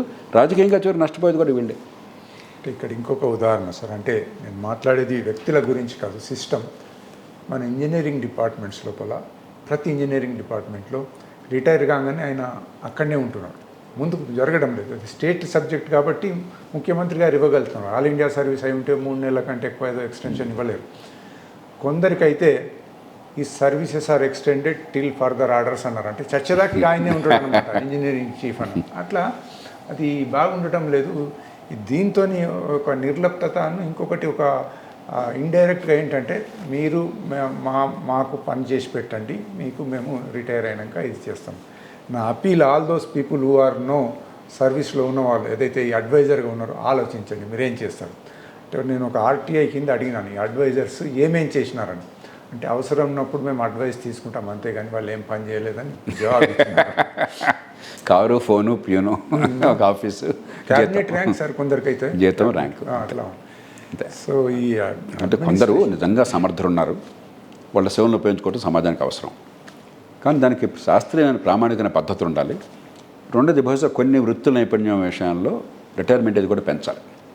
సమర్థులు ఇప్పుడు ఉదాహరణకి గతంలో ఇంజనీరింగ్ శాఖలో పనిచేసిన గొప్పవాళ్ళు ఉన్నారు మనకి, నిజంగా పరిజ్ఞానం సంపాదించారు, సమాజం అంటే అనురక్తి ఉన్నది, వాళ్ళని ఉపయోగించుకోవడం అవసరం, తప్పులేదు. కానీ అలాంటి వాళ్ళని ప్రతిభ కారణంగా ఉపయోగిస్తున్నారన్న దాఖలాలు అన్ని సందర్భాలు లేవు. కొన్ని సందర్భాలు ఉపయోగించుకున్నా కూడా అయినవాడు కాబట్టి, ఏం చెప్పినా కూడా కాదనలేదు కాబట్టి, మంచైనా చెడైనా కూడా తలూపాడు కాబట్టి గంగిరెద్దులాగా వాడిని ప్రోత్సహిస్తున్నాం. కానీ సమాజానికి పనికొస్తాడు కాబట్టి, నైపుణ్యం ఉంది కాబట్టి, నిబద్ధత ఉంది కాబట్టి అనుకోవట్లా సాధారణంగా. అంచేత అపసవ్యంగా ఉంది, ఇది ఒక ఫ్యూడల్ పరిపాలనలాగా ఉంది. రాజుగారికి ఏం తెలిస్తే 2 తెలుగు రాష్ట్రాల్లో అలాగే ఉంది. అంటే నిజాయితీ చెప్పండి అన్ని రాష్ట్రాలు అట్లా ఉన్నాయి. మన రాష్ట్రాలు కూడా మనం చెప్పుకుంటున్నాము, ప్రత్యేకంగా మన వాళ్ళు బదనాం చేయాల్సిన అవసరం లేదు. అన్ని రాష్ట్రాల్లో కూడా ముఖ్యమంత్రి ఈవేళ భారతదేశంలో పార్టీలకు అతీతంగా ఒక నిరంకుశ పాలకుడు. మంత్రులు కూడా నిజాయితీగా చెప్పుకుందాము 195 సందర్భాల్లో అలంకారప్రాయం. మంత్రులకు అధికారాలు దాదాపు లేవు. ఊరికే పాపం మంత్రులను చెప్పుకోవడానికి ఆ జిల్లాలో కొంచెం ప్రభావం కొంత ఉంటే, కొంతమంది జిల్లాలో కూడా పెద్ద పరుగుపడి ఉండదు. జిల్లాలో ఉంటే ఆ జిల్లాలో కొంచెం ఆయన మాట కొంత నెగ్గుతుంది అంతే. ఎమ్మెల్యేకి నియోజకవర్గంలో మాట నెగ్గుతుంది అంతే తప్ప ఆ శాఖ మొత్తం మీద మంత్రి గారికి పట్టుంది. నిర్ణయాలు క్యాబినెట్ పద్ధతిలో, ప్రజాస్వామ్యంలో, వెస్ట్మినిస్టర్ మోడల్లో ఆయన నిర్ణయం తీసుకుంటాడు, అది లేదు. ఏ మంత్రి అయినా చెప్పండి భారతదేశంలో. నేను నా శాఖ సమితి నిర్ణయాలని నేను ఒక ప్రజాస్వామ్య ప్రతినిధిగా క్యాబినెట్ వ్యవస్థలో నిర్ణయాలు చేయగలుగుతున్నానని చెప్పమనండి భారతదేశంలో. ఎవరు లేరు. ముద్ర మిగిలరు. ప్రధానమంత్రి, ముఖ్యమంత్రి, మూడవ వాడు బ్యూరోక్రాటు, డిస్ట్రిక్ట్ మ్యాజిస్ట్రేట్. ఈ ముగ్గురే 190 అధికారాలు పిఎం, సీఎం, డిఎం. మిగతా వాళ్ళందరినీ కూడా ఉత్సగ్రహాలు చేసి పారేశాం. ఇక చివరిగా సమాచార హక్కు చట్టం గురించి ఎంతో కష్టపడి చేసినారు. దాంట్లో లోక్సత్తా అప్పుడు కూడా ప్రమేయం ఉంది. అది చట్టం చూస్తుంటే చాలా బాగుంది. మధ్యలో కొంచెం డైల్యూట్ చేసినారు. అంటే సమాచార కమిషనర్స్ యొక్క అధికారాలు, హోదా డైల్యూట్ చేసి స్టిల్ ఇప్పుడున్న పరిస్థితుల్లో కూడా పర్వాలేదు. కానీ ఆ కమిషనర్స్ని అపాయింట్మెంటు పారదర్శకత ఏమాత్రం లేదు. మళ్ళీ ఇదే వాళ్ళ చెప్పు చేతుల్లో ఉండేవాళ్ళే. తర్వాత ఫుల్ స్ట్రెంగ్త్ కూడా లేవు. ఇప్పుడు తెలంగాణలో గత 3 సంవత్సరాల నుంచి చీఫ్ ఇన్ఫర్మేషన్ కమిషనర్ లేడు. అడిషనల్ ఛార్జీలనే నడుస్తూ ఉంది. ఇది కనీసం ప్రభుత్వం ఇదైనా చేయొచ్చు కదా, జవాబుదారితనం ఉంటుంది. ఇప్పుడు ఒక ప్రభుత్వంలో పొలిటీషియన్స్ ఒక మంచి ప్రభుత్వం రావాలా, మంచి పాలన రావాలంటే ఇవి ఇన్స్ట్రుమెంట్స్. సమాచార హక్కు చట్టం కూడా మంచి పాలనకు దోహదం చేసేది. ప్రజలకు కూడా కాన్ఫిడెన్స్ ఉంటుంది. ఎక్కడైనా నాకు అన్యాయం జరిగితే ఆర్టీఐ కింద నేను దాన్ని ఇన్ఫర్మేషన్ తీసుకుంటాను, రిప్రజెంట్ చేస్తాను. అది జరగడం లేదు. మరి ఎందుకు ఇలా కావాలని? మన పాలకులకి అసలు ఏ ప్రభుత్వ యంత్రాంగం కూడా ప్రజలకు జవాబుదారీగా ఉండటం ఇష్టం లేదు. వాళ్ళకి జవాబుదారీగా ఉండాలి. పెత్తనం చేస్తున్న పెద్ద మనిషికి జవాబుదారీగా ఉండాలి, కానీ ప్రజలకు కాదు. పాలనా సమాచారకు అరుణారాయ్ నేను కూడా ఎంత లోతుగా శోధించామో, ఎన్ని చర్చలు జరిపామో, ఎన్ని విషయాల్లో సమాధానం సాధించామో మీకు ఇవాళ చెప్పలేము. ఉదాహరణకి ఇన్ఫర్మేషన్ కమిషన్, ఆ నియామకం మొత్తం ప్రతిపాదించింది నేను. అంటే ముఖ్యమంత్రి, ప్రతిపక్ష నాయకుడు, నేను ప్రతిపాదించి ప్రధాన న్యాయమూర్తి ముగ్గురు కలిసి చేయాలని చెప్పాను. ప్రధానమంత్రి గారు నాతో కూర్చుని, జయప్రకాష్ గారు ఈ మధ్యకాలంలో ప్రధానికి న్యాయ వ్యవస్థ జోక్యం ఎక్కువైపోయింది, అది కాస్త వదిలేసేయండి మీరని చెప్పంటే అప్పుడు ఒక మంత్రి పెట్టాం, సీనియర్ మోస్ట్ మంత్రి. ముగ్గురు కలిసి నిర్ణయం చేయాలని చెప్పాను. అట్లాగే దానికి ఒక స్వతంత్ర ప్రతిపత్తి అధికారం, ఎందుకని బాగుపడుతున్న ఉద్దేశంతో. జరిగింది ఏమిటి, జాతీయ స్థాయిలో కొంతమేరకు ప్రమాణాలు పాటిస్తున్నారు, కొంత చట్టం కూడా అమలు అవుతుంది కొంతమేర కన్నా. చాలా రాష్ట్రాల్లో చాలా సిగ్గుచేటుగా ఉంది, చాలా సిగ్గుచేటుగా ఉంది. తెలంగాణలో మీరే కోర్టు కూడా వెళ్ళినట్టున్నారు, ఏదైంది ఇప్పుడు ఈ మధ్య. అసలు సమాచారం ఇవ్వడానికే నాకు చెప్పకుండా ఇవ్వడానికి వీలేదని ప్రధాన కార్యదర్శి హుకుం జారీ చేశాడని చెప్పాను. మరి ఎంతో సందర్భాలు, ఎన్నో రాష్ట్రాల్లో ఎన్నికల కమిషనర్లు నియమించిన తర్వాత కూడా వాళ్ళ ప్రధాన పాత్ర ఏమిటి, అప్పీల్స్. సమాచారం ఇవ్వకపోతే అప్పీల్లో నిర్ణయం చేయాలి. నిజంగా ఈ చట్టంలో అప్పీళ్ళు 3 నిమిషాల్లో నిర్ణయం చేయొచ్చు, నేను ఖచ్చితంగా చెప్తాను. 8వ సెక్షన్ కింద ఈ సమాచారం ఇవ్వదగిందా కాదా 7-8 సందర్భాల్లో మాత్రం ఇవ్వకూడదు, రహస్యాన్ని కాపాడాలి. అదర్వైజ్ 199 సందర్భాలు ఇచ్చేయాలి. అది నిర్ణయం చేయడానికి మెడమే తలకాయ ఉన్నవాడికి 3 నిమిషాలు పడుతుంది. 3 నెలలు, 6 నెలలు, 9 నెలలు వాయిదాలు, ఆర్గ్యుమెంట్లు. సిగ్గుందా ఏమన్నా? న్యాయస్థానాల్లో ఎన్ని దుర్లక్షణాలు చోటు చేసుకున్న న్యాయస్థానంలో న్యాయ నిర్ణయం చాలా సంక్లిష్టమైన అంశం. రుజువులు, సాక్ష్యాలు కావాలి. క్రిమినల్ కేసు అయినట్టయితే బియాండ్ రీజనబుల్ డౌట్ కావాలి. ఇవన్నీ ఉన్నాయి. ఇక్కడ ఏమీ లేదు, ఒక అడ్మినిస్ట్రేటివ్ నిర్ణయం ఇది. ఈ ప్రజలకు అందాల్సిందే లేదని చెప్పినది. ఎంత అసహ్యంగా చేస్తున్నారు. ఆ పదవుల కోసం చెప్పిన రిటైర్డ్ అధికారులంతా కూడా పోటీ పడ్డమే తప్ప పదవులకు న్యాయం చేసిన సందర్భాలు ఎన్ని ఉన్నాయి ఈ దేశంలో? సరైన వాళ్ళు పెడదామని రాజకీయ సంకల్పం లేదు. కాబట్టి రాజకీయ సంకల్పం లేకుండా అక్కడ నియామకం వచ్చిన తర్వాత రాజ్యాంగానికి, చట్టానికి కట్టుబడున్నాను, ఆ పని చేద్దామన్నటువంటి ఆ స్పృహ కానీ, ఇంగిత జ్ఞానం కానీ, ఆ హుందాతనం కానీ ఆ వ్యక్తులకు లేకుండా, పౌర సమాజానికి నిరంతరం గట్టిగా చైతన్యం లేకుండా చట్టాలు మంచి వచ్చినా ఫలితాలు రావని అర్థమవుతుంది. కానీ పౌర సమాజం రోజు అదే పనిచేస్తుందో పేటేసుకుని ఇప్పటికీ రైట్ టు ఇన్ఫర్మేషన్ మీలాంటి వాళ్ళు ఎందరో సంస్థలు కానీ, వ్యక్తులు కానీ చాలా తంటాలు పడుతున్నారు. ఇక అన్నీ వదిలేసుకుని చట్టం ఉండి మీకు బాధ్యత పెట్టి, మీకు జీతాలు ఇచ్చి, మీకు కార్లు ఇచ్చి, మీకు ఫోన్లు ఇచ్చి, మీకు లైట్లు ఇచ్చి, ఇవన్నీ చేసిన తర్వాత మళ్ళీ మేము వచ్చి కూర్చుని రోజు 18 సాయంత్రం తిరగాల. ఇంకా ప్రభుత్వం ఎందుకు తగలడింది? సిగ్గు ఉండాలి మనకి. కాబట్టి ఖచ్చితంగా ఈ విషయంలో మనం కొంచెం నిష్పాక్షంగా మాట్లాడాలి, కొంచెం రచ్చ చేయాలి, సిగ్గొచ్చేట్టు చేయాలి. చాలా దురదృష్టకరం. ఇది కేవలం రాజకీయం తప్పు కాదు, అక్కడ నియామకులైన అధికారులు కూడా చాలా అసహ్యంగా ప్రవర్తిస్తున్నారు. అలాగే ప్రభుత్వంలో ఉన్న అధికారులు అసలు కమిషన్ అక్కర్లేదు, అన్నీ ప్రొయాక్టివ్ డిస్క్లోజర్ చేసేయాలి సెక్షన్ 4 కింద. మీరు అమెరికాలో ఫ్రీడమ్ ఆఫ్ ఇన్ఫర్మేషన్ యాక్ట్ ఉంది. 195 సందర్భాల్లో మీరు బటన్ నొక్కితే వచ్చేస్తుంది సమాచారం మీకు. ఇక్కడ ఎందుకు అందించరు మీరు? ప్రజలకు ఉప్పు తిన్నవాళ్ళు, రాజ్యాంగానికి కట్టుబడతామని ప్రమాణం చేసిన వాళ్ళు, ప్రజాస్వామ్యంలో ఈ ప్రజల నుంచి వచ్చిన వాళ్ళు, గొప్ప ఆదర్శాల గురించి మాట్లాడిన వాళ్ళు, ఈ పదవుల్లోకి వచ్చే ముందు మేమంతా మా ప్రాణమంతా దేశం కోసం అని చెప్పని ఉద్యోగాలకు వచ్చారు మీరంతా కూడా. వచ్చిన తర్వాత అరే ప్రజలకు అందించాల్సిన సమాచారం రోజువారీ పరిపాలనలో ఎందుకు అంత రహస్యంగా దాచుకోవడం ఎందుకు? అంటే జవాబుదారీగా ఉండొద్దనేగా, అవినీతిని కొనసాగించాలనేగా, అధికార దుర్వినియోగాన్ని పెంచాలనే కదా. ఇంకా మీ మీద సమాజానికి ఎందుకు గౌరవం ఉండాలా? ఏ రకంగా ప్రజల గౌరవానికి అర్హులు మీరంతా కూడాను? కాబట్టి ఇదంతా కూడా పళ్ళు పీకించుకోవటం ఎంత కష్టమో ఒక రోగికి, ఒక ఉద్యోగికి సమాచారం ఇవ్వడం అంత బాధగా అనిపిస్తున్నది. ఈ ప్రజలకు జవాబుదారీగా ఉన్నామన్న భావన లేదు ఈ దేశంలో.